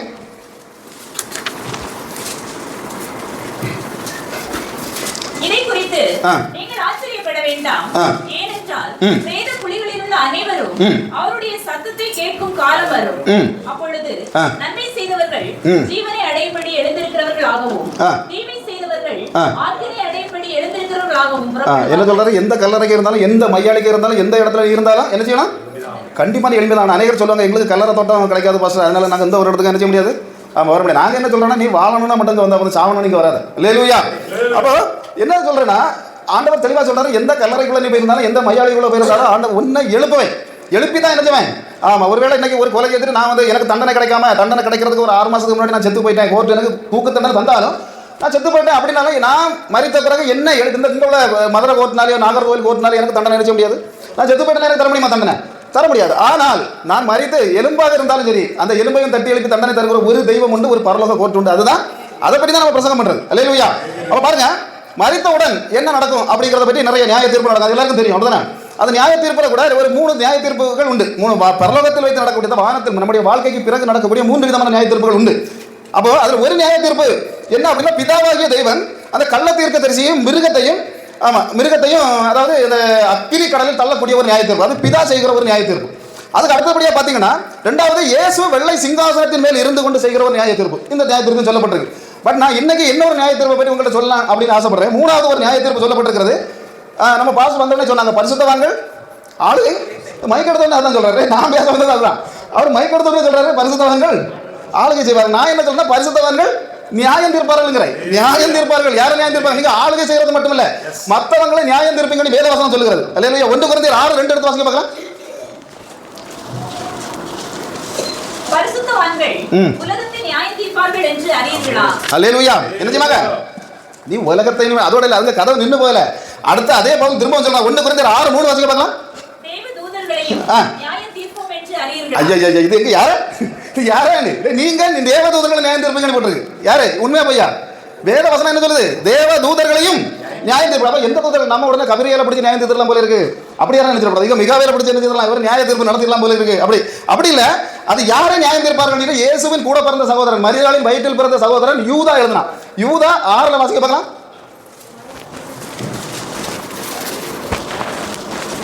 தங்களுடைய ஆதி மேன்மையை காத்துக் கொள்ளாமல் தங்களுக்குரிய வாசஸ்தலத்தை விட்டுவிட்ட தூதர்களையும் மகா நாளின் நியாய தீர்ப்புக்கென்று நித்திய சங்கிலிகளினாலே கட்டி அந்த காலத்தில் அடைத்து வைத்திருக்கிறார். அல்லேலூயா. எங்க அடைத்து வைத்திருக்காரா? அந்த காலத்தில் அடைத்து வைக்கப்பட்டிருக்கிற தூதர்களை யார் நியாயம் தீர்க்கிறது உண்டு? நாம பரிசுத்தவான்களாக இருந்தால், சும்மா எல்லாரும் நியாயம் தீர்க்கலாம் நினைச்சிடக்கூடாது. நாம பரிசுத்தமானவர்களாக இருந்தால் நிச்சயமாக நியாயம் தீர்க்கிறதுக்கு அதை முதல் போப்புன்னு சொல்லுவாங்க சொல்லுவாங்க. முதல் போப்பு பேதுரு. அந்த பேதுரு அழகா சொன்னா. 2 பேதுரு 2:4 வாசிக்க பார்க்கலாம். 2 பேதுரு 2:4. பாவம் செய்த தூதர்களை தேவன் தப்பவிடாமல் அந்தகார சங்கிலிகளாலே கட்டி நரகத்திலே தள்ளி நியாய தீர்ப்புக்கு வைக்கப்பட்டவர்களாக ஒப்பு கொடுத்து பூர உலகத்தையும் தப்பவிடாமல் நீதியை பிரசங்கித்தவராகிய நோவா முதலான 8 பேரை காப்பாற்றி அவபக்தி உள்ளவர்கள் நிறைந்த உலகத்தின் மேல் ஜலப்பிரளயத்தை வரப்பண்ணி. அல்லேலூயா. அது என்னது? பாவம் செய்த தூதர்களை தப்ப விட மாட்டார். ஒரு பேரும் தப்ப முடியாதுங்கிற. ஒரு ஆளு கூட என்ன செய்ய முடியாது? நியாய தீர்ப்பில் இருந்து தப்ப முடியாது. அது உறுதியா சொல்லப்படும். அப்ப பாருங்க, நாம ஏற்கனவே சொன்னேன், கள்ள தீர்க்கதரிசி அந்தி கிறிஸ்துவை நியாயம் தீர்த்து அக்கினி கடல்ல 1000 வருட ஆட்சிக்கு முன்னாலேயே தேவன் தள்ளுகிறார் ஒரு நியாய தீர்ப்பு. 2வது வெள்ளை சிங்காசன நியாய தீர்ப்பு பார்த்தோம். பரிசுத்தவான்கள் நியாயம் தீர்க்கக்கூடிய ஒரு நியாய தீர்ப்பு. முதல் நான் சொன்ன நியாய தீர்ப்பு எப்ப நடக்கும் அப்படின்னா 1000 வருட அரசாட்சிக்கு முன்பு நடக்கும். ஏன்னா 1000 வருஷ அரசாட்சியில் இந்த கள்ள தீர்க்கதரிசியும் இல்ல, இந்த யாரும் இன்னொன்னு யாரு அந்தி கிறிஸ்துவும் இல்ல. 2 பேரும் பாதாளத்தை தள்ளப்படுறாங்க. ஆனா இந்த சாத்தான் மட்டும் உண்டு. சாத்தான் என்ன செய்வான் அப்படின்னா, ஒரு தூதன் அவனை பிடிச்சு கொண்டு போய் என்ன செய்வான்? அவர் பாதாளத்துல 1000 வருடம் கட்டி வைப்பான். அப்ப அதுக்குள்ள வழக்கங்கள்லாம் நம்ம 2ஆவது சொல்ல, அதுக்குள்ள போனா கதை தீர்ந்து போயிடும். அப்ப பாருங்க, இந்த இடத்துல இப்படி 2 நியாய தீர்ப்புகள் அவங்க நடத்தினாலும் 3வது நியாய தீர்ப்புகள் இந்த பரிசுத்தவான்கள் நடத்துறதாக சொல்லப்படுகிறது. அப்ப அது பரலோகத்தில் வச்சு நடக்கணும். நம்முடைய இங்க வந்திருக்கிற ஜனங்களுக்கு முதல்ல பரலோகம்னா என்னன்னு தெரியும். என்ன தெரியும்? பரலோகம்னா என்னன்னு தெரியும். பரலோகத்தில் என்ன இருக்கு? அல்லேலூயா. அப்ப நியாய தீர்ப்பு எல்லாம் தெரியணும். கண்டிப்பா தெரியணும். நியாய தீர்ப்பு எப்படி நடக்கும், எதுல நடக்கணும். ஆனா நமக்கு ஏன் என்னதுதான் நியாய தீர்ப்புல நமக்கு என்னது? ஏன் பரலோக ராஜ்யத்தில் நம்ம சுதந்திரம் கொள்ள முடியுமா? அப்ப பரலோக ராஜ்யத்தில் என்ன இருக்கிறது? அப்ப இதெல்லாம் நமக்கு தெளிவா முதல்ல தெரியணும். அப்ப பரலோக ராஜ்யத்துல என்ன இருக்கு அப்படின்னு சொன்னா, இன்னைக்கு கிறிஸ்தவர்கள் கேட்டா சொல்லுவாங்க, நம்ம மரணத்துக்கு பிறகு என்னெல்லாம் உண்டுன்னா, ஒண்ணு பரலோகம், இன்னொன்னு நரகம். அப்ப அதெல்லாம் தெளிவா அதை சொல்லுவாங்க. பரலோகம் நரகம். என்ன ஒரு குரூப் இருக்கு கிறிஸ்தவர்கள், பேர் கிறிஸ்தவர்களாக அந்த என்ன உத்திரிக்க ஸ்தலம் ஒன்று சொல்லுவாங்க. என்ன செய்வாங்க? ஆமா, அவங்க ஜனங்க வந்து என்ன செய்வாங்களா, மரித்த உடனே உத்திரிக்க ஸ்தலத்தில் போயிருப்பாங்க. ஒரு 3 பூசை செய்தா அவங்க என்ன பண்ணுவாங்க? 3 பூசை திரும்ப 50 ரூபா கொடுத்து 3 பூசை செய்தா போதும், அவங்க உத்திரிக்க ஸ்தலத்துல இருந்து திரும்ப. அதனால உத்திரிக்க ஸ்தலத்தில் இருக்கிறவருக்காக ஜபிப்போம். இப்படி ஜபங்கள். அப்ப பாருங்க, இன்னைக்கு ஜனங்களை வந்து மோசம் போக்குகிற. அல்லேலூயா. அப்ப இதுல இருந்தெல்லாம் நம்ம விடுபடணும் அப்படின்னு சொன்னா, பரலோகத்துல என்ன இருக்கு? உத்திரிக்க ஸ்தலம் ஒண்ணு உண்டா? இல்ல. எந்த இடத்துலையும் எழுதப்படவில்லை. உத்திரிக்க ஸ்தலம் ஒன்று எழுதினால தான் 9 புத்தகத்தை நம்ம மாற்றி வச்சோம். எது? ஆமா, அவங்க எத்தனை புத்தகம் உண்டு? நமக்கு எத்தனை புத்தகம் உண்டு? வேதாந்தம் எத்தனை புத்தகம் இருக்கு? 60. அவங்களுக்கு 9 புத்தகம் கூடுது. அல்லேலூயா. தள்ளுபடி ஆகமங்கள் அப்படின்னு அதையும் நான் 10 முறை வெளிநாட்டில் வச்சு மட்டும் படித்தேன். அப்போ அல்லேலூயா. அதனால தான் அதோட காரியங்களை நம்ம எடுத்து பேசுறது. அப்போ பாருங்க, அப்போ இயேசு கிறிஸ்து ஒரு வார்த்தை சொன்னார், பரலோகத்தில் என்ன இருக்கு அப்படின்னு. யோவான் 14:2 வாசிக்க பார்க்கலாம்.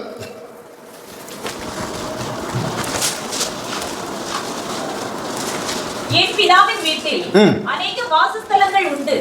அப்படி இல்லாதிருந்தால் என்னது உண்டு? அநேக வாசஸ்தலங்கள் உண்டு. இப்போ என்கிட்ட உனக்கு எந்த ஊருன்னு கேட்ட, இப்போ திருநெல்வேலியில் உள்ளவங்களோ, திருநெல்வேலிக்கு அந்த பக்கம் உள்ளவங்க கேட்டால் சொல்லுவேன் கன்னியாகுமரி. ஆமாம், கன்னியாகுமரி. இப்போ வெளிநாட்டில் இருக்கும்போது கேட்டால் சொல்லுவேன் இந்தியா. அவ்வளோதான். அதுக்கு மேலே அவங்களுக்கு எதுவும் தெரியாது. நம்ம எதுக்கு அவங்களோட ஊரெல்லாம் சொல்லிட்டு நடக்கும். ஆனால் நம்ம ஊருக்கு வந்துட்டோம்னா சொல்லுவேன் கன்னியாகுமரி. அப்போ என் ஊர் கன்னியாகுமரியா? கன்னியாகுமரியிலேருந்து எனக்கு 29 கிலோமீட்டர். எத்தனை கிலோமீட்டர்? 29 கிலோமீட்டர். அங்கே அது கன்னியாகுமரிக்குள்ள என்னெல்லாம் இருக்கு? வெள்ளிச்சந்தை இருக்கு, காட்டுவளை இருக்கு, ராமநாச்சம்புத்தூர் இருக்கு, அமராவதி வளை இருக்கு, எல்லாமே என்ன இருக்கு. அப்ப இந்த விஷயங்கள் அதுக்குள்ள என்னதெல்லாம் இருக்குங்கிறத தேவன் தெளிவா சொன்னார். என்ன சொன்னாரு? அநேக வாசஸ்தலங்கள் உண்டு. அப்படி இல்லைன்னா நான் உங்கள்கிட்ட சொல்லியிருப்பேன். வாசஸ்தலம் இல்ல, பரலோகங்கிறது ஒரே ஒரு நகரம் அப்படின்னு சொன்னா நான் தெளிவா அப்படி பட்டதில்லை. எப்படி பட்டது? அப்படி இல்லை என்றால் நான் உங்கள்கிட்ட சொல்லியிருப்பேன். ஆனால் எத்தனை உண்டு? அதுல ஒரு ஸ்தலத்தை உங்களுக்காக ஆயத்தம் பண்ண போகிறேன் அப்படின்னு. அப்ப நான் வந்து உண்மையிலேயே ஒரு பாஸ்டருக்கு வார்த்தைகளை கேட்டு தான் நான் மனம் மாறினேன் சின்ன வயசுல இருந்து. அப்போ இடையில திடீர்னு ஒரு நாள் நாகர்கோவில் என்ன வச்சு சந்திச்சார். அதுக்கப்புறம் நிறைய 10 வருஷமாட்டே நான் அவரை பார்த்ததில்லை. 10 வருஷம் இல்லை, ஒரு 7-8 வருஷமாக இருக்கும். அப்போ நீங்கள் நிறைய மெசேஜ் எல்லாம் போட்டு பண்ணுறீங்க, நம்ம நல்லா பிடிக்கும் பார்ப்பேன். ஆனால் ஒரு வார்த்தை உங்களை கேட்கணும், ஒரு கேள்வி. தாவீது வந்து சீயோனுக்குள் போக முடியுமானாரு. அந்த விட்டு போச்சு, எனக்கு பதில் சொல்ல முடியாது. அல்லேலூயா. நான் சொன்னேன், எனக்கு சரியாக தெரியல. சரியாக தெரிஞ்ச பிறகு என்கிட்ட வந்து பேசுங்க, அதுக்கப்புறம் பிரசங்கம் பண்ண போங்கன்னாரு. நான் தேடி எடுத்து 2வது போய் சொன்னேன், தாவீது சீயோனுக்குள்ளே போக முடியாதுன்னு சொன்னேன். கையை கொடுறாரு, கையை குளிக்கிறார். குளிக்கிறது என்ன காரணம்? அவன் ஸ்நானப்படாத ஒருத்தருக்கு கூட சீயோனுக்குள்ள நுழையக்கு அருகதை கிடையாது. அதுக்காக அவன் நரகத்துக்கு போவாங்கிறது இல்லை. அதனால தான் வரிசையாக சொல்கிறேன் எத்தனை வாசஸ்தலங்கள் உண்டுங்கிறத நீங்கள் அறியும். அல்லேலூயா. பாருங்க, அதாவது ஆழங்கள், வேதங்கள், மர்மங்களுக்குள்ள அதில் என்ன மர்மங்கள்லாம் இருக்குங்கிறது தெளிவாக தேவ பிள்ளைகளுக்கு என்ன செய்யணும், தெரியணும். தெரிஞ்சுட்டாலே நாம வந்து அங்கங்கே ஓடிட்டு நடக்க மாட்டோம். அதுக்கு பிறகு தேவனை அறிஞ்சு அந்த இடத்துல நம்ம என்ன செய்வோம், ஸ்திரப்படுவோம். ஆமென். அப்ப பாருங்க, ஆண்டவர் என்ன சொன்னாரு, அநேக. அப்ப வேதாகமத்தில் பரலோகத்தில் இருக்கக்கூடிய வாசஸ்தலங்களுக்கு 4 பெயர்கள் தெளிவாக போட்டு வச்சிருக்கு. அப்ப எப்படின்னு சொன்னா, அது வந்து பழைய ஏற்பாட்டுக்குள்ள இருந்து, அதாவது பழைய ஏற்பாட்டுக்குள்ள நடந்த காரியங்கள் தான் என்னது புதிய ஏற்பாட்டுக்கு. பழைய ஏற்பாட்டு வந்து நிழல், புதிய ஏற்பாட்டில் நடக்கக்கூடிய பரலோகம், இருக்கக்கூடிய இந்த பரலோகம் என்னது நிஜம். அப்ப அங்கே உள்ள நிழலாக செயல்பட்டு கொண்டிருந்தது எது அப்படின்னு கேட்டா, அதாவது எகிப்திலிருந்து ஜனங்களை யார் கொண்டு வந்தா, மோசே தலைமையிலான ஜனம் கொண்டு வராங்க. சரி, இடையில செங்கடல் வந்தது, அது நிறைய எரிக்கோ வரதுக்கு முன்னாடி அவர் போயிட்டாரு. சரி, அப்போ அந்த செங்கடல் எல்லாம் தாண்டி வந்தபோது சீனாய் மலையில பக்கத்தில் வச்சுட்டு ஆண்டவர் சொன்னாரு, கூப்பிட்டார், டேய் இங்க வா, உங்ககிட்ட ஒரு தனியாக ஒரு விஷயம் பேசணும். அப்போ என்ன விஷயம்னா, எனக்கு எப்பவும் நீ அங்கேயும் நான் ஒரு கடி அந்த கிலோமீட்டருக்கு தூரத்தில் மேலேயும் எப்பவும் இருந்துட்டு இருக்கிறது எனக்கு பிடிக்கல. ஏன்னா நீயும் நானும் எப்படி இருக்கணும், நம்ம எல்லாம் ஒரு ஃப்ரெண்ட்ஷிப்பா அப்படி இருக்கணும். அதனால எப்பவுமே உங்க பக்கத்தில் எனக்கு இருக்கணும்னு ஒரு ஆசை இருக்கு. அதனால நான் வந்து வாசம் பண்ணுறதுக்கு நீ என்ன செய்யணும், எனக்கு ஒரு வீட்டை கட்டணும். அப்போ ஆசாரிப்பு கூடாரம். அப்போ ஆசாரிப்பு கூடாரத்தை கட்டணும்னா சும்மா யாரும் போய் என்ன செய்ய முடியாது, கட்ட முடியாது. அப்போ 2 பேரை தேர்ந்தெடுத்து சொன்னார், தெளிவாக சொன்னார். அவர் ஒருத்தன் பேரை யூதா கோத்திரத்தை சேர்ந்த பெசலியல், அப்போ இன்னொருத்தன் பேரு தான் கோத்திரத்தை சேர்ந்த அகவலியல். அப்போ இவங்க 2 பேருக்கு கையில பொறுப்பை கொடுத்து, அப்போ ஒருவேளை நல்ல இன்ஜினியர்ஸா இருந்திருக்கலாம், இல்ல வேற கொஞ்சம் விஷயம் தெரிஞ்சவங்களா இருந்திருக்கலாம். 2 பேரும் தலைமையில் என்ன செய்யணும், நீங்க கட்டணும். அப்போ சரி 2 பேரும் கட்டுறாங்க.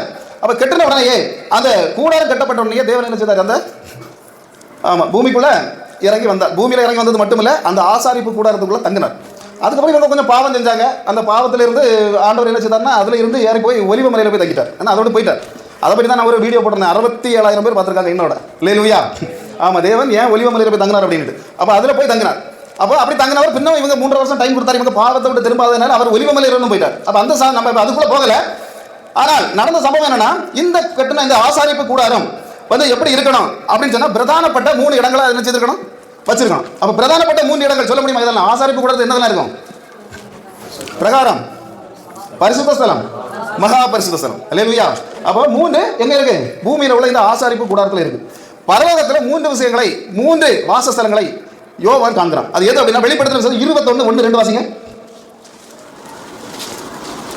பின்பு நான் புதிய வானத்தையும் புதிய பூமியையும் கண்டேன். முந்தின வானமும் முந்தின பூமியும் ஒழிந்து போயின, சமுத்திரம் இல்லாமல் போயிற்று. யோவானாகிய நான் புதிய எருசலேம் ஆகிய பரிசுத்த நகரத்தை தேவனிடத்தில் நின்று பரலோகத்தை விட்டு இறங்கி வர கண்டேன். அது தன் புருஷனுக்காக அலங்கரிக்கப்பட்ட மணவாட்டியை போல ஆயத்தமாக. சரி, போதும். இப்போ இதுல எத்தனை இடம் சொல்லிருக்கு? புதிய வானம், புதிய பூமி, புதிய எருசலேம் 3 சொல்லியிருக்கு. இங்க இருந்த ஆசாரிப்பு கூடாரத்தில் இருந்ததெல்லாம் பிரகாரம், பரிசுத்த ஸ்தலம், மகா பரிசுத்த ஸ்தலம். இப்போ இங்க இருந்த பிரகாரத்துக்குள்ள போகணும்னா சும்மா எல்லாரும் போக முடியாது, குவாலிஃபிகேஷன் வேணும். என்ன குவாலிஃபிகேஷன்? 8வது நாள்ல அவன் விருத்த சேதனம் அடைஞ்சவனா இருக்கணும். என்ன செய்யணும்? இயேசு கிறிஸ்து, பவுல் எல்லாருமே எத்தனை நாள் விருத்த சேதனம் அடைஞ்சாங்க? 8வது நாள். அதனால தான் பவுல் தெளிவாக சொல்றான், 8வது நாளில் விருத்த சேதனம் அடைந்த ஒரிஜினல் யூதன் தான் நான் அப்படின்னு சொல்றான். அவன் ஏன் சொல்றான் அந்த வார்த்தை அப்படின்னு சொன்னா, கூடால என்ன ஒரு ஜாதி இருந்தது, இஸ்மவேல் ஜாதி. ஈசாக்கு 8ஆம் நாள்ல அதாவது விருத்த சேதனம் எடுத்தான். வேதாகமத்தில் இருக்கு. இஸ்மவேல் எப்போ எடுத்தான்? 12வது வருஷத்துல. அல்லேலூயா. அப்ப இவன் இப்படி எடுத்ததுனால தான் அவங்கள வந்து தேவன் தனி வழியாட்டம், நம்மள தனி வழியாட்டம் கொண்டு போனார். அதனால தான் பவுல் சொல்றான் 8வது நாள்ல விருத்த சேதனம் அடைந்த ஒரிஜினல் யூதன் ரோமன், ரோமனுக்கு ரோமன், யூதருக்கு யூதன். அப்போ இயேசு கிறிஸ்து அந்த மாதிரி, அதாவது யூதர்கள் எல்லாம் ஒரிஜினல் இருந்தவங்க 8ஆம் நாள்ல விருத்த சேதனம் எடுத்தவங்க தான் என்ன செய்ய முடியும், இந்த இடத்துக்குள்ள போக முடியும் முதல்ல.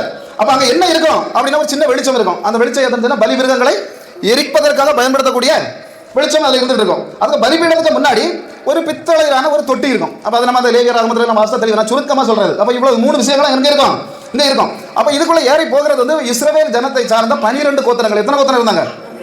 12 கோத்திரங்கள் அதுக்குள்ள ஏறி போகலாம். அப்ப இந்த இடத்தை போல பரலோகத்தில் இருக்கக்கூடிய இடத்துக்கு பேர் தான் என்னது? புதிய வானம் இல்ல, புதிய பூமி. அல்லேலூயா. இந்த பரிசுத்த ஸ்தலம், அதாவது பரிசுத்த ஸ்தலம் இல்ல, அதுக்கு முன்ன இந்த பிரகாரம் எப்படி இருந்ததோ அதுக்கு நேர் தான் அந்த புதிய பூமியுடைய நிழலை தான் ஆண்டவர் இதை எங்க செய்திருந்தாரு, அமைய செய்திருந்தார். அல்லேலூயா. அப்ப 2வது ஒரு இடம் இருந்தது. அது எதுனா, ஆசாரிப்பு கூடாரத்தில் 2வது இடம் இது பரிசுத்த ஸ்தலம். அப்போ பரிசுத்த ஸ்தலத்தில் எல்லாரும் யாரும் போக முடியாது. போக முடியுமா? எல்லாரும் யாரும் போக முடியாது. யார் போகணும் அப்படின்னு சொன்னா, அவங்களுக்கு ஒரு குவாலிஃபிகேஷன் உண்டு. முதல்ல தலையில அபிஷேகம் என்ன வடிஞ்சிட்டு இருக்கணும். அல்லேலூயா.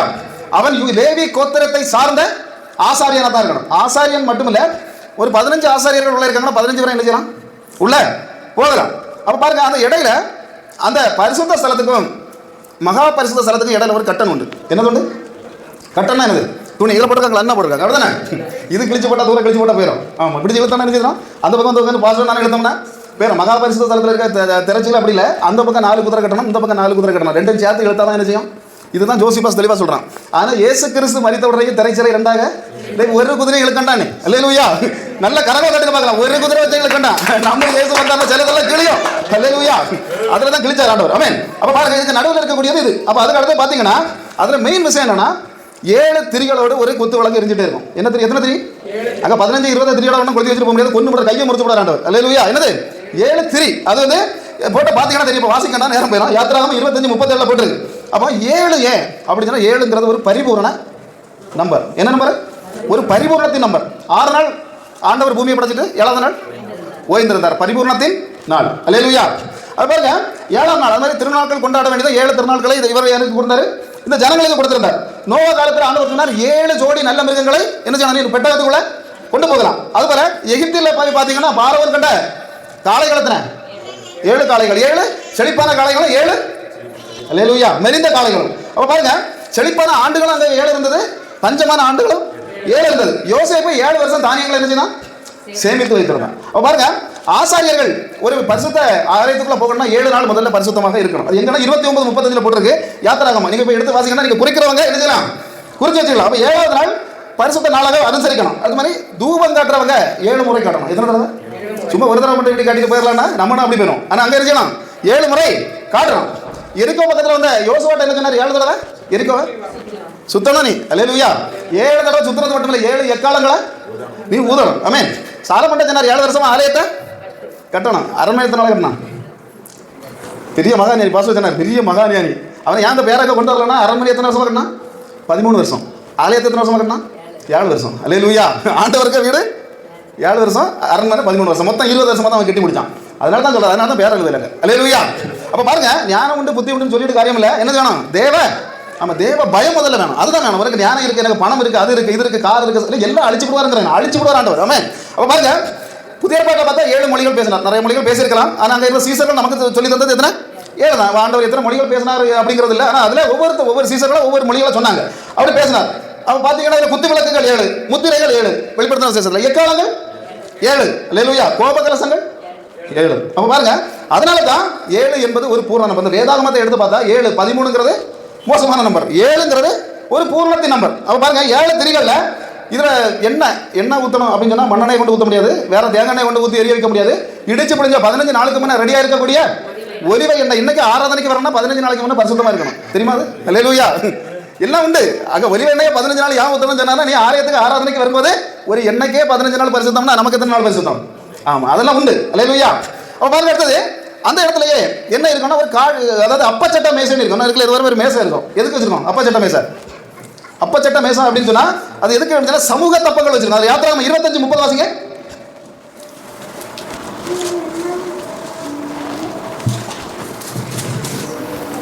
மேஜையின் மேல் மித்தமும் என் சந்நிதியில் சமூக தப்பங்களை வைக்க கடவாய். அல்லேலூயா. அப்ப எப்படி வைக்கணும்னா சமூகத்து அப்பங்களை வைக்கணும். அதுக்கு கீழே நீங்க படிச்சீங்கன்னா தெரியும். 12 அப்பங்கள் வைக்கணும். 12 அப்பங்களும் 12 கோத்திரங்களை சார்ந்தவங்களா இருக்கணும். எப்படி? 12 கோத்திரங்களை சார்ந்தவங்களும் ஒவ்வொரு அப்பத்தை கொண்டு வைக்கணும்.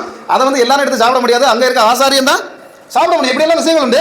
அது மட்டும் இல்லை, வாரந்தோறும் என்ன செய்யணும்? அதை மாற்றணும். எடுத்து மாத்திட்டு வேற அப்பத்தை அந்த இடத்துல 12. அதுக்கு தான் அந்த அப்பச்சட்ட மேசை வச்சிருந்து அந்த இடத்துல தான் சமூகத்து அப்பங்கள்லாம் என்ன செய்யணும்? உடனே சொல்லணும். அல்லேலூயா. அப்ப இந்த பரிசுத்த ஸ்தலத்துக்குள்ள நான் ஏற்கனவே சொன்னேன், யாரெல்லாம் போகலாம்? ஆசாரியம் போகலாம், லேவி கோத்திரத்தை சார்ந்தவங்க போகலாம். அவன் 8ஆம் நாள் விருத்த சேதனம் பெற்றவனா இருக்கணும். ஆமென். அப்ப பாருங்க, தூப பீடம். அப்ப அது பக்கத்துல ஒரு தூப பீடமும் இருந்தது. அந்த தூப பீடம் வந்து தூபத்தை வந்து அதாவது தங்கத்தினால் பொதியப்பட்டிருந்தது.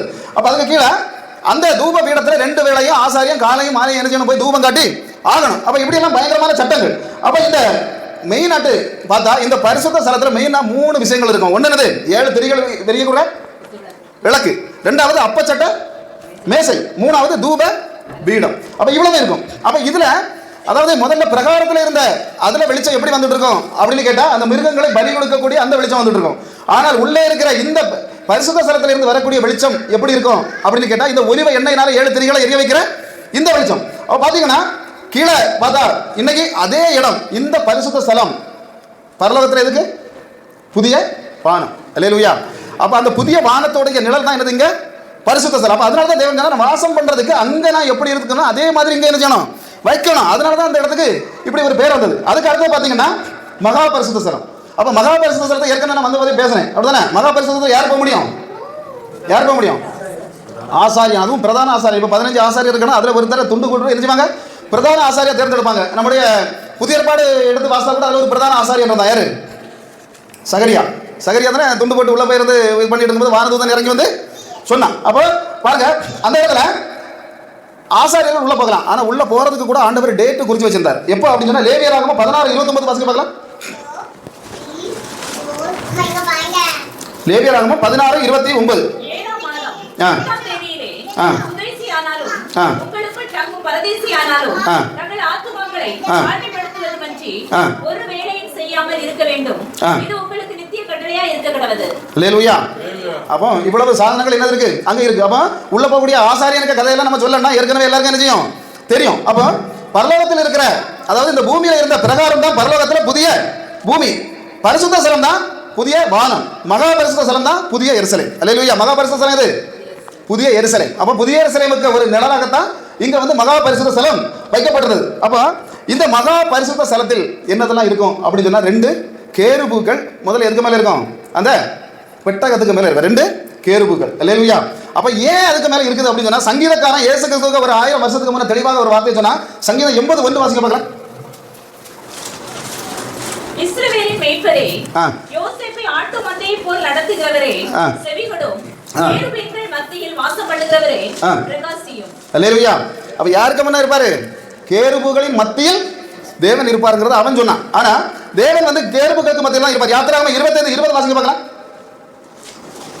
கேருபுகள் எப்படி இருக்க வேண்டும் அதுக்கு அங்க எழுதி வச்சிருந்தது. யாத்திராகமம் 25:20. அந்த கேருபீன்கள் தங்கள் செட்டைகளை உயர விரித்து தங்கள் செட்டைகளால் கிருபாசனத்தை மூடுகிறவர்களும் ஒன்றுக்கொன்று எதிர் முகம் உள்ளவைகளுமா இருக்க கடவுது. கேருபீன்களின் முகங்கள் கிருபாசனத்தை நோக்குகிறவர்களாய் இருப்பதாக. அல்லேலூயா. கேருபுகள் சும்மா ரோட்டை பார்த்துட்டு இருக்க முடியாது, ஒன்றுக்கொன்று எதிரெதிர் சைடுல இருக்கணும், கிருபாசனத்தை தான் பார்க்கணும். அது ஏன்னு ரகசியத்தை நான் அடுத்து சொல்றேன். ஏன் கிருபாசனத்தை பார்த்து கொண்டு இருக்க வேண்டும்? அல்லேலூயா. அப்ப பாருங்க, அது கிருபாசனத்தை தான் பார்த்துட்டு இருக்கணும், அதுக்கு மேல ரெக்க விரிச்சிருக்கணும். இதுல என்ன ஒரு விஷயம் இருந்தா அந்த இடத்துல நடுவில் இறங்கி வந்து தான் நான் பேசுவேன், கேருபுகள் மத்தியில தான் பேசுவேன், இறங்கி வருவேங்கிறத யாத்திராகமம் 25:22 வாசிக்கணும்.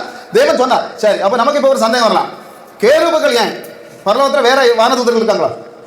இருக்காங்களா? இருக்காங்க. சேராபீன்கள் கேள்விப்பட்டிருக்கீங்களா? கேருபீன்கள் சேராபீன்கள் உண்டு. அப்ப ஏன் இந்த சேராபீன்களை வைக்கல? ஏன் கேருபீன்களை மட்டும் வைக்கப்பட்டிருக்கிறது? அல்லேலூயா. அப்ப பாருங்க, கேருபீன்களுக்கும் சேராபீன்களுக்கும் வித்தியாசம் உண்டா? வித்தியாசம் உண்டுன்னா நிச்சயமாக வித்தியாசம் உண்டு. அது எசேக்கியேல் 1:6 போட்டிருக்கு. கேருபீன்கள் எப்படி இருப்பாங்க அதை வாசிங்க.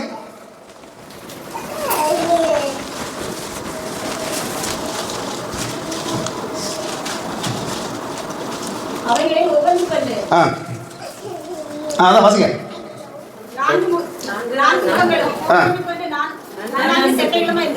4 முகமும் 4 செட்டைகளும். சரி, சேராபீன்களுக்கு என்ன இருந்தது வாசிங்க. ஏசாயா 6:2.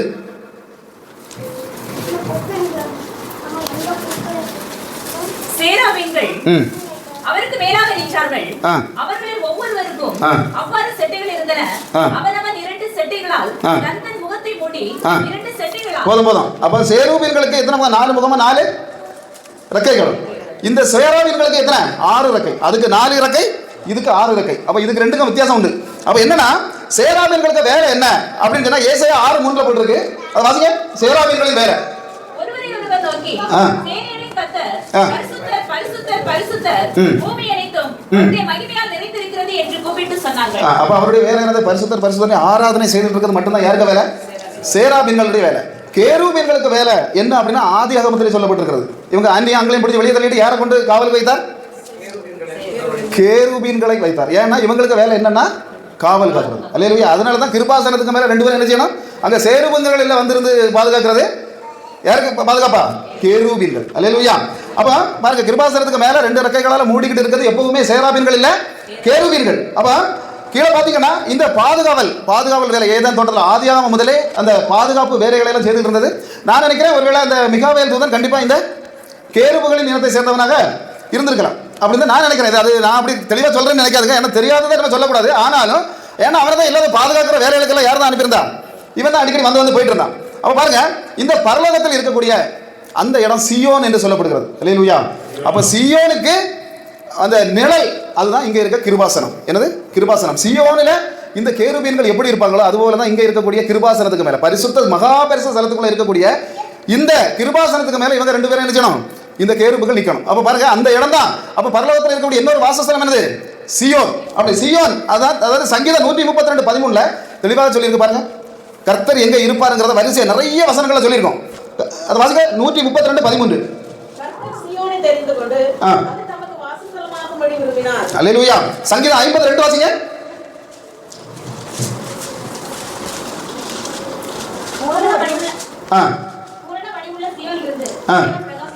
அல்லேலூயா. எங்க இருந்து பேசுகிறார்? பூரண வடிவுள்ள சியோனில் இருந்து. 134:3.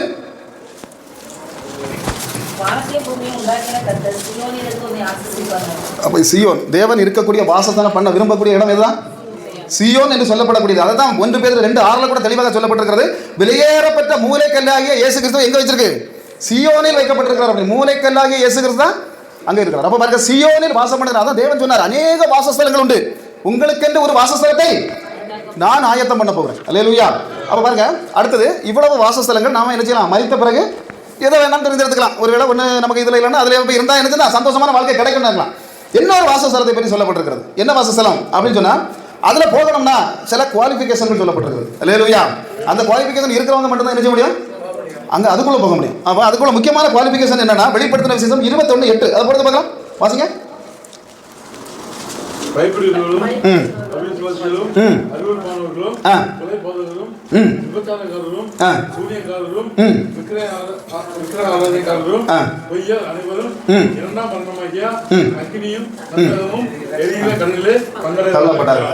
என்னது? இது ஒரு நம்ம மரணத்திற்கு பிறகு உள்ள இன்னொரு வாசஸ்தலம். இதுதான் அக்கினியும் கந்தகமும் எரியப்படுகிற ஒரு இடம். ஆமென். அது என்ன பண்றது? முதல்ல பயப்படணும். அப்படிதானே? பயப்படணும் அப்படின்னு சொன்னா, இப்ப காலையில நம்ம கதவை திறந்துட்டு வெளியே வரும்போது ஒரு முட்டையும் ஒரு கோழிக்க தலையும் அப்படி கிடந்துருச்சுன்னா எப்படி இருக்கும்? பயப்படுமா? கொஞ்சம் ரத்தம் பயப்படுமா? அல்லேலூயா. வேத வசனம் என்ன சொல்லுது? பயப்படுகிறவர்கள். ஆமா, ஒரு ஆள் பக்கத்தில் இருக்க ஒரு ஆண்கள் வந்து தூங்கி அப்படி செத்துட்டாரு, தூக்கு போட்டு. காலையில அதில் ஒரு இடத்துல அடக்கம் பண்ணியிருக்கனாக்கி ஒரு நாள் ஒரு 8-9 மணிக்கு மேலே அதோட போகுமா? போகிறதுக்கு கொஞ்சம் பயம்தான். அல்லேலூயா. அப்போ அதான் பயப்படுகிறவர்கள் என்ன செய்வாங்க? ஆமாம், தைரியம். தேவன் நம்ம கூட என்ன செய்யாரு? இருக்கிறார். எந்த குவாலியும் இல்லை. அப்படியே எலுமிச்சம்பழத்தை கொண்டு போட்டு எடுத்து போட்டு அப்படியே அரிஞ்சு ஜூஸ் போட்டு குடிச்சு பாருங்க. அல்லேலூயா. என்னது? ஆமாம், அவன் போட்டுக்கிட்டே இருக்கட்டும். அப்படிதானே? முட்டையை போட்டா ஒன்றும் இல்லை, அடிச்சு குடிச்சிட்டு அப்புறம் போயிட்டு வருது. அப்போ இப்படிப்பட்ட காரியங்கள் இது உங்கள் ஊர்லாம் நடக்குமா? எங்கள் ஊர்லாம் துணி கூட வெளியே காயப்பட முடியாது. என்ன செய்வாங்க? எடுத்துட்டு போய் அந்த நூலை பறிச்சு எடுத்து அதை எங்கேயா கொண்டு கொடுத்து அல்லேலூயா. அவன் நடந்து போனால் அந்த மண்ணை எழுதுவாங்க, அந்த பாத மண்ணை மட்டும் அள்ளி எடுத்துருவாங்க. அப்போ இப்படிப்பட்ட வேலைகள் தான். அடுத்து அவிசுவாசி.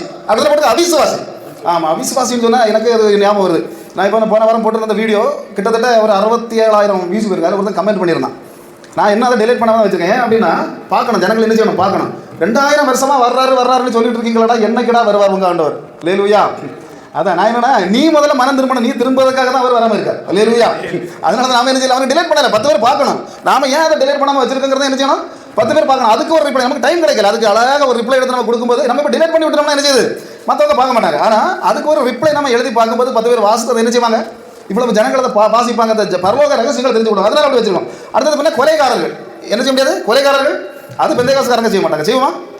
இயேசுவுக்கு பயந்தில்லை, போலீஸ்காரங்களுக்கு பயந்து. அப்படின்னா போலீஸ்காரன் கொண்டு போய் ஊமை குத்து விடுவாங்க கொலை செய்தோம்னா. அல்லேலூயா. அதனால என்ன செய்ய மாட்டோம்?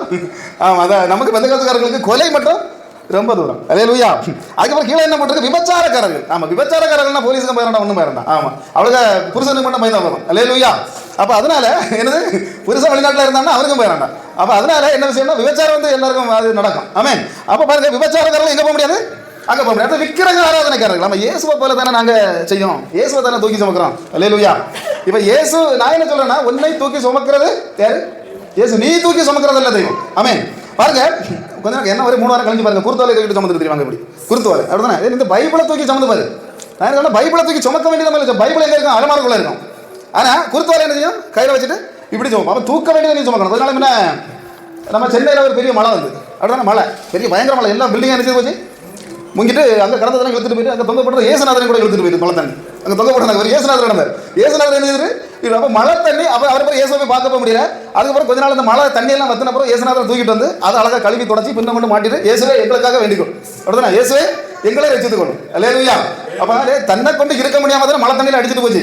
அப்போ திரும்ப கொண்டு இங்கே வச்சுக்கிட்டு திரும்ப அதுக்கிட்ட கேட்டால் ஏதாவது செய்யுமா? நாங்கள் என்ன சொல்றோம்னா, மழை தண்ணியில் அடிச்சுட்டு போகிறவர் அல்ல இயேசு. இயேசுங்கிறது யாரு? அந்த மழையை உண்டாக்குனவர் தான் இயேசுன்னு சொல்றேன். அல்லேலூயா. அப்ப பாருங்க, நேற்று பெய்த மலையில குறுத்து வந்த குட்டி தெய்வம் அல்ல நாங்க பிரசங்கிக்கிற இயேசு. நல்ல கரங்களை தட்டி பார்க்கலாம். நாங்க பிரசங்கிக்கிற இயேசு இந்த உலகத்துக்கு மலையை பெய்ய வைத்து நில்லுன்னா நிற்கும், காற்று நில்லுன்னா நிற்கும், சமுத்திரமே நில்லுன்னா நிற்கும். அப்படிப்பட்ட தெய்வம். ஆமென். நீ சும்மா மலையில எடுத்துட்டு போறதெல்லாம் தூக்கி வச்சுட்டு இயேசுங்கிற பேரை சொல்லாத. இயேசுவுக்கு அவமான பேரை உண்டாக்காதங்கிறோம். அல்லேலூயா. பாருங்க, சூனியக்காரர்கள் போக முடியாது. சூனியக்காரர்கள் நம்ம சூனியக்காரங்களாம் தெரியும், அப்படிதானே? நம்ம சர்ச்சைக்கு போறோம்னு தெரிஞ்சுனாலே கண்டிப்பா நமக்கு ஏதாவது ஒன்று பண்ணிடணும் அப்படின்னு. ஆமா, நேற்றுக்கு அந்த அக்கா வரல, அவங்க வருவேன்னு சொல்லியிருந்தாங்க. ஏன்னா அவங்களும் அப்படிதானே, பூரா சூனியம். பக்கத்தில் உள்ளவங்க எல்லாம், நீ அங்கே போயிட்டியா, உனக்கு நாங்கள் சூனியம் செய்யணும், பயங்கரமான சூனியம், வர முடியாத ஒரு பாலம் வேலை நடக்குது, ஆட்டோ தரம் வர மாட்டேன்னு சொல்லிட்டாங்க, அதனால வரலன்னு சொன்னாங்க. அடுத்த மாசத்துலேருந்து வருவாங்க. அல்லேலூயா. அப்போ அந்த மாதிரி சூனியம் அவங்க குடும்பங்கள் எல்லாம் பார்த்தா இன்னைக்கு அந்த சூனியத்தினால இன்னைக்கு ஒரு கட்டப்பட்டிருக்கக்கூடிய ஒரு சூழ்நிலை. பார்த்தீங்கன்னா, நான் புதுக்கோட்டையில் ஒரு கன்வென்ஷன் பேச போயிடுவேன். அப்போ என்னை கூட்டிகிட்டு போன பாஸ்டர் ஒரு விஷயம் சொன்னார். ஒரு பாஸ்டர் இங்கே உள்ள பேச்சுப்பாறை பக்கத்தில் உள்ள ஒரு சர்ச்சை சொன்னார். அப்போ நான் கேள்விப்பட்டிருக்கேன், அடிச்சு அப்படி தள்ளுவாங்க, அப்படி அடிச்ச உடனே ஆளெல்லாம் கீழே விழுவாங்க. இங்கே இருந்தே சொல்லுவாங்க, அங்கே அவருக்கு இப்போ வாழ்வு வருது, 10 லட்ச ரூபா அவருக்கு பேங்க்கில் வருது, இதெல்லாம் சொல்லுவாங்க, நல்ல வாழ்க்கை வருது அப்படின்னு. அப்போ இதெல்லாம் எப்படி நடக்குது அப்படின்னு கேட்டால், இவர் பேச்சுப்பாறையில் இருக்கக்கூடிய ஒரு காணிகள்லாம் தெரியுமில்ல, கிடுக்கிடுப்புக்காரங்க, அவங்கள்ட்ட கொண்டு மாதந்தோறும் என்ன செய்வார்? ஆமாம், பாஸ்டர் என்ன செய்வார்? அந்த கோழியை கொண்டு கொடுத்து அதுக்கு என்னெல்லாம் உண்டோ கொடுக்கணுமோ எல்லாம் கொடுத்து பணமும் கொடுத்து எல்லா காரியங்களும் செய்து அந்த ஒரு அதில் இருந்த ஒரு ஆவியை வாங்கி வச்சிருக்காரு. அந்த ஆவி என்ன செய்யுமா?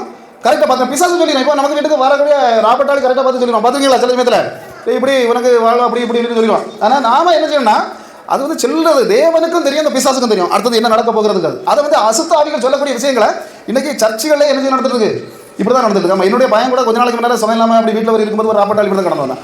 ராபர்ட்டாளி வந்து கிடுக்கிட்டு ஒரு வார்த்தை சொன்னேன், உனக்கு மொத்த பார்த்து நான் என்ன செய்யணும், நீ நல்ல காலம் பிறக்குது, நல்ல காலம் பிறக்குது, உனக்கு ஒரு உங்கள் குடும்பத்துக்கு நல்ல காலம் பிறக்குது. ஒரு விஷயத்தை நான் உன்னை பார்த்து சொல்லணும், கையை கொண்டு நீட்டினோன்னா உனக்கு கையை நீட்ட மாட்டேன், காலை நீட்ட மாட்டேன், வேண்டாம் உனக்கு காணிக்க தரான், என்ன செய்யணும், நான் தர பைபிளை நீ வாங்கிட்டு போகணும். இல்லையா? வாங்கிட்டு போனீங்கன்னா உனக்கு நான் பணம் தந்து விடுறேன்னு சொல்லி என்ன செய்யணும், 100 ரூபாய் கொடுத்துட்டான். கொடுத்த உடனே அவன் சொன்ன அடுத்த வார்த்தை, உங்கள் பேரை எழுதி எனக்கு தந்துருங்க. அப்போ யாருன்னு கேட்டாக்கி, நான் இனி நல்ல வேலை செய்கிறவனா திரும்ப நாங்கள் வருவேன், வரும்போது உங்களை ஞாபகத்தில் வச்சிருக்கேன். அந்த பைபிளுக்கு அவன் கையில் போய்ட்டாலே அவன் மனசை மாற்றினான். அல்லேலூயா. அதாவது அந்த வசனம் அவன் வாசிக்கணுங்கிறது இல்லை, பைபிளை கையில் தூக்கிட்டானாலே அவன் மாற்றத்துக்குள்ள வந்துடுவான். அதுதான் நாங்கள் சொல்ல வரோம். அப்போ பாருங்க, கீழே பார்த்தா அடுத்தது பொய்யர். ஆமாம், பொய்கள் வந்து உண்டு, அப்படிதான் அவட நல்லா உண்டு. அல்லேலூயா. ஒரு டைரியில் எழுதணும்னா ஒரு வாரத்தில் ஒரு டைரி முழுசும் நம்ம சொல்கிற பொய்யை எவ்வளோ நிறைஞ்சு போயிடும், அப்படிதானே? அப்போ இந்த 8 குவாலிஃபிகேஷன் அதில் சொல்லியிருக்கு, அப்படிதான் 8 குவாலிஃபிகேஷன் வரிசையாக அவங்க சார் வாசித்தாங்க. அந்த 8 குவாலிஃபிகேஷன் இருந்தால் தான் இந்த அக்கினி கடலுக்கு போகணும். இல்லை அதில் 1 இருந்தாலும் என்ன செய்யலாம்? ஆமாம், அந்த 8 இடத்துலையும் 1 இருந்தாலும் போதும், கண்டிப்பாக நமக்கு அங்கே டிக்கெட்டு கன்ஃபார்ம். அல்லேலூயா. அப்போ நம்ம தான் முடிவு பண்ணணும், இந்த 5வது சொன்ன வாசஸ்தலமா இல்லை அதுக்கு முன்னே சொன்ன 4 வாசஸ்தலங்களில் ஒன்றா. அது வந்து எப்பவுமே என்ன செய்யும், பரலோக காமத்துக்கு வெளியே உள்ள ஐட்டம் அது. அதனால தான் மோசைட்ட ஆண்டவர் சொன்னார், எவனாவது பாவம் செய்து உள்ள இருந்தாலும் அவனை தூக்கி பாளையத்துக்கு வெளியே தள்ளு, பாளையத்துக்கு வெளியே தள்ளு. ஒரு பயலும் பாவம் செய்து வெளியே உள்ள இருக்கக்கூடாது. அதனால தான் ஆண்டவர் சொன்ன பாளையத்துக்கு வெளியே இருக்கிறதெல்லாம் எங்க இருக்கும், அழுகையும் பற்கடிப்புமான இடம். அதை தான் அழகா சொன்னா, யோபு சொன்னான் பாதாளம். சங்கீதக்காரன் தெளிவா சொன்னான், அந்த இடத்துக்கு பேர் என்ன அப்படின்னா நரகம் அப்படின்னு சொன்ன சங்கீதக்காரன். அதுபோல நகும் தீர்க்கதரிசி சொன்னா நித்திய அக்கினின்னு சொன்னான், அதுக்கு பேர் என்னது, நித்திய அக்கினி.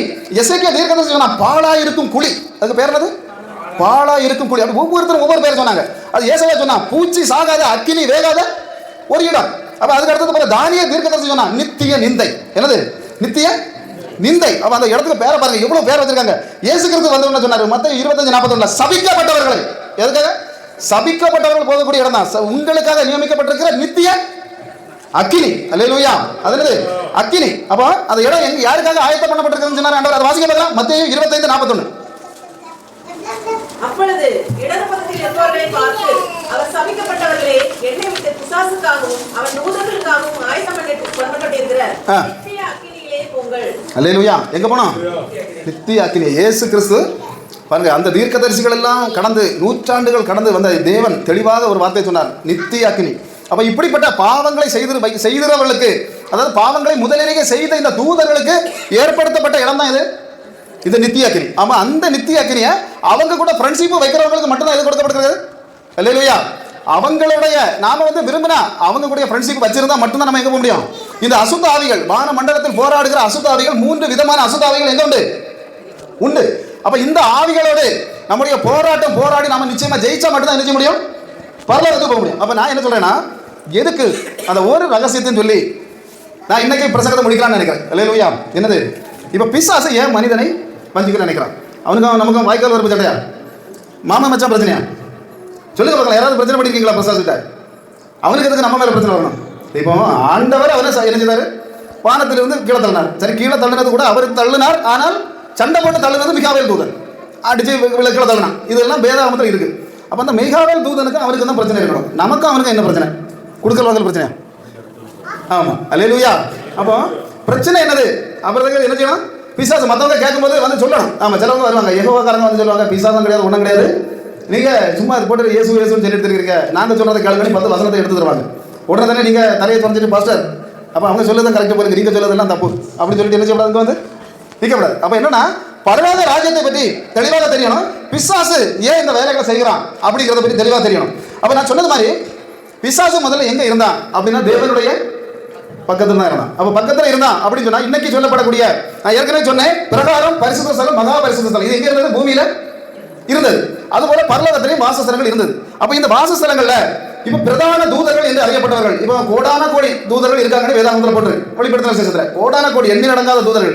நான் அந்த கணக்கை அழிச்சு பார்த்தாக்க கால்குலேட்டரை வெடிச்சு போற மாதிரி அந்த அளவு தூதர்கள் எங்க இருக்காங்க? அங்க இருக்காங்க. அவங்க 10,000 என்று 10,000, 15,000 என்று 15,000, 10,000 10,000 இருக்கணும், 15,000 எங்க வர அந்த கணக்கு? என்னதோ வந்து ஒரு 0 போட்டு ஒரு ஈனி ஒரு கணக்கு வந்து இல்லையா? அப்ப அவ்வளவு தூதர்கள் அங்க இருக்காங்க. அப்ப அந்த தூதர்கள் என்ன செய்யாங்கன்னா, அந்த தூதர்களுக்கு பிரதான தூதர்களாக 3 பேர் இருந்தாங்க.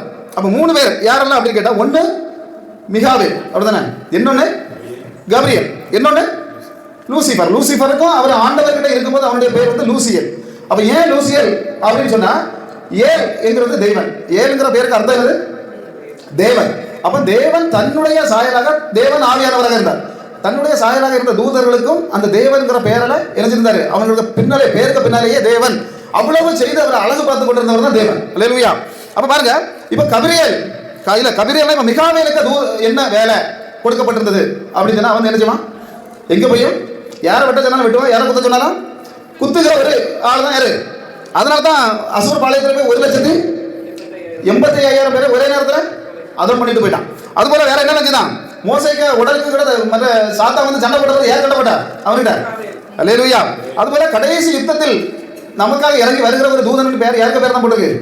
மிகாவேல் தூதன் தான் போட்டுருக்கு. அது போல தானியேல் உபவாசம் இருந்தா 21 நாள், அவனை தடுத்து நிறுத்தின ஒரு அந்நிய சக்தி, அசுத்த சக்தி எங்க தடுத்து நிறுத்துச்சு? வான மண்டலத்தில் பெர்சிய அதிபதியின் சக்தி தடுத்து நிறுத்தின போது கூட வந்து ஆள் யாரு?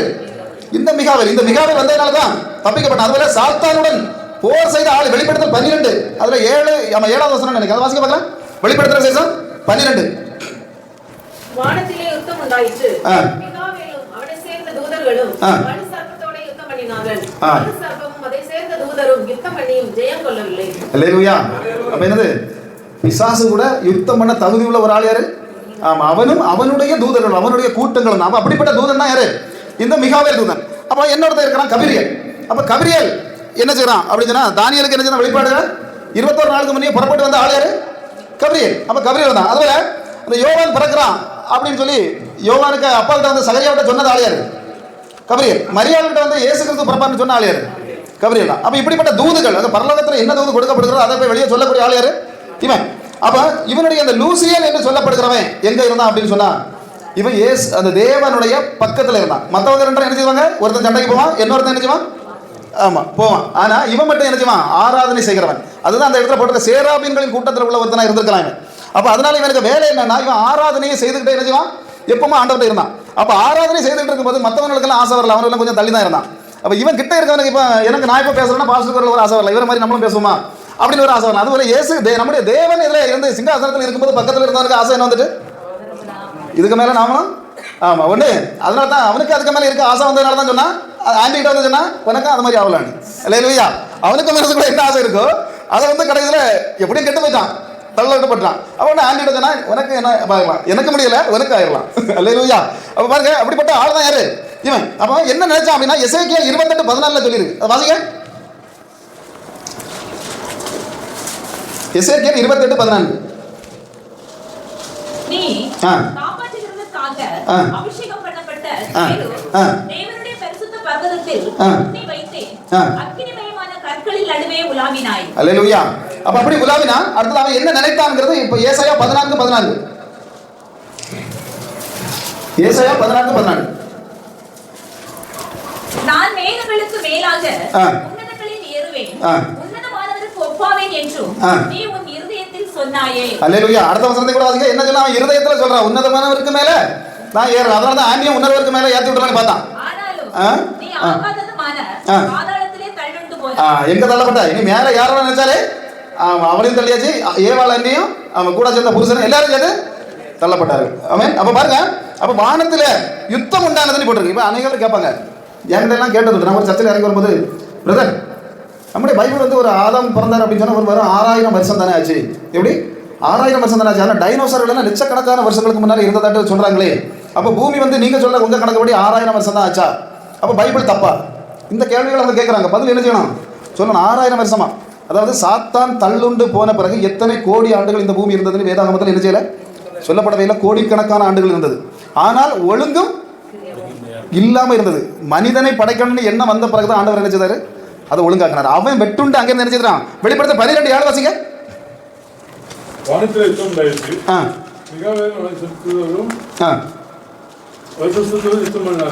யுத்தம் பண்ணார். ஜெயம் பெறவில்லை.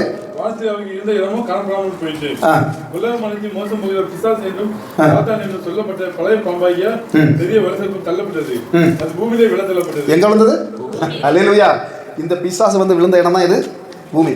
அவன் எத்தனை கோடி ஆண்டுகளுக்கு முன்னாங்க வந்து விழுந்தாங்கிறது என்ன செய்யலை, சொல்லப்படவே இல்லை. அத்தனை காலங்கள் இருந்திருக்கலாம், இல்லைன்னு நம்ம சொல்லவும் இல்லை. ஆனால் தெளிவாக ஆராய்ச்சியாளர்கள் ஒரு விஷயத்தை சொல்றாங்க. என்ன சொல்றாங்கன்னா, ஏதோ ஒரு பெரிய வெடிப்பு உண்டாகி திடீர்னு நடந்திருந்த கிரகங்களில் ஒரு பெரிய வெடிப்பு உண்டாகி ஒரு பெரிய பிரளயம் மாதிரி, அதாவது ஒரு மகா வெடிப்புனால தான் இந்த பூமி உருவாச்சுன்னு சொல்றாங்க. அதைத்தான் வேதமும் சொல்லுது. அவன் வெட்டப்பட்டு கீழே விழுந்த சமயத்தில் மகா பெரிய ஒரு பிரளயம் உண்டாயிடுச்சு. அதுல வந்து தான் பூமி வந்தது. ஆனால் அதுக்கு பிறகு எத்தனை லட்சம் ஆண்டுகள் கழிந்து இந்த வேதாகமத்தை இது பண்ணாரு. ஆதியாகமத்தை பொறுத்த வரைக்கும் ஆதியாகமம் முதல் புஸ்தகம் வேதத்தில் வச்சிருக்கு. அதை விடவும் பழைய புஸ்தகம் தான் யோபின் புஸ்தகம். அல்லேலூயா. அது நம்ம வாசித்தா தெரியும். ஆதியாகமம் வந்து சிருஷ்டிப்பு வரதான் தொடங்குது. ஆனால் தூதர்களை பற்றி, தூதர்களின் அனாதி காலங்களை பற்றி சொல்றது யோபுவின் புஸ்தகம். நிச்சயமாக ஃபர்ஸ்ட் வர வேண்டிய புஸ்தகம்னு சொன்னா யோபுவின் புஸ்தகம் தான். ஆனாலும் அந்த வரிசை முறைப்படி என்ன சொன்னா, அந்த ஒவ்வொருத்தருடைய தலைமுறைகள் வரதுனால ஆதியாகமத்தை முன்ன வச்சாங்க. அதனால அதாவது எல்லா புஸ்தகங்களையும் நம்ம தெளிவாக யோபின் புஸ்தகங்கள் எல்லாம் படிச்சோம்னா அந்த தெளிவுகள், தூதர்களை பற்றியுள்ள தெளிவுகள். இன்னொரு விஷயம் என்னன்னா, எல்லா விஷயமும் அந்த 100 கிராம் மண்டைகளும் என்ன செய்யாது, அவர் அனாதி தேவன், அவர் எப்பேற்பட்ட விஷயங்கள் எல்லாம் செய்து வச்சிருக்காரு. அப்போ அதில் வந்து எல்லா விஷயத்தையும் எனக்கு தெரியும், நான் பேசிடுவேன், நான் எல்லா வழக்கத்தையும் கொடுப்பேன். அவரை மாதிரி பைத்தியக்காரன் யாரு உலகத்தில்? அவர் ஏதாவது ஒரு ஆஸ்பத்திரியில் மட்டும் தான் சேர்க்கணும். அவருக்கு அப்படி யாருக்குமே தெரியாது. ஆனால் நாம அவருக்கு முன்னே இருக்கும்போது சில ரகசியங்களை வெளிப்படுத்துவார். எல்லா ரகசியங்களும் எனக்கு வெளிப்படுத்த முடியாது. எனக்கு ஒன்று வெளிப்படுத்துவார், ஒன்று பாஸ்டர் வெளிப்படுத்துவார், என்னோட அங்கே இருக்க உங்களுக்கு வெளிப்படுத்துவார். இல்லையா? ஒருவேளை நீங்க ஒரு நாள் பாஸ்டர்கிட்ட பேசும்போது அந்த விஷயத்தை சொல்லுவீங்க, அவர் பிடிச்சிடுவார். ஓ இப்படி ஒன்று இருக்கா? அப்போ நாம அதனால யாரையுமே நம்ம என்ன செய்ய முடியாது, அவங்க குறைஞ்சவங்க இவங்க கூடவங்க நம்ம யோசிக்க முடியாது. ஆனால் கண்டிப்பாக பரலோகத்தில் இருக்கிற ஞானம் ஒவ்வொருத்தருக்கும் வந்துகிட்டே இருக்கணும்னா வேதாகமத்தை நம்ம வாசிக்க தொடங்கணும். அதை நம்பி நம்ம ஆராதிக்க தொடங்கணும்.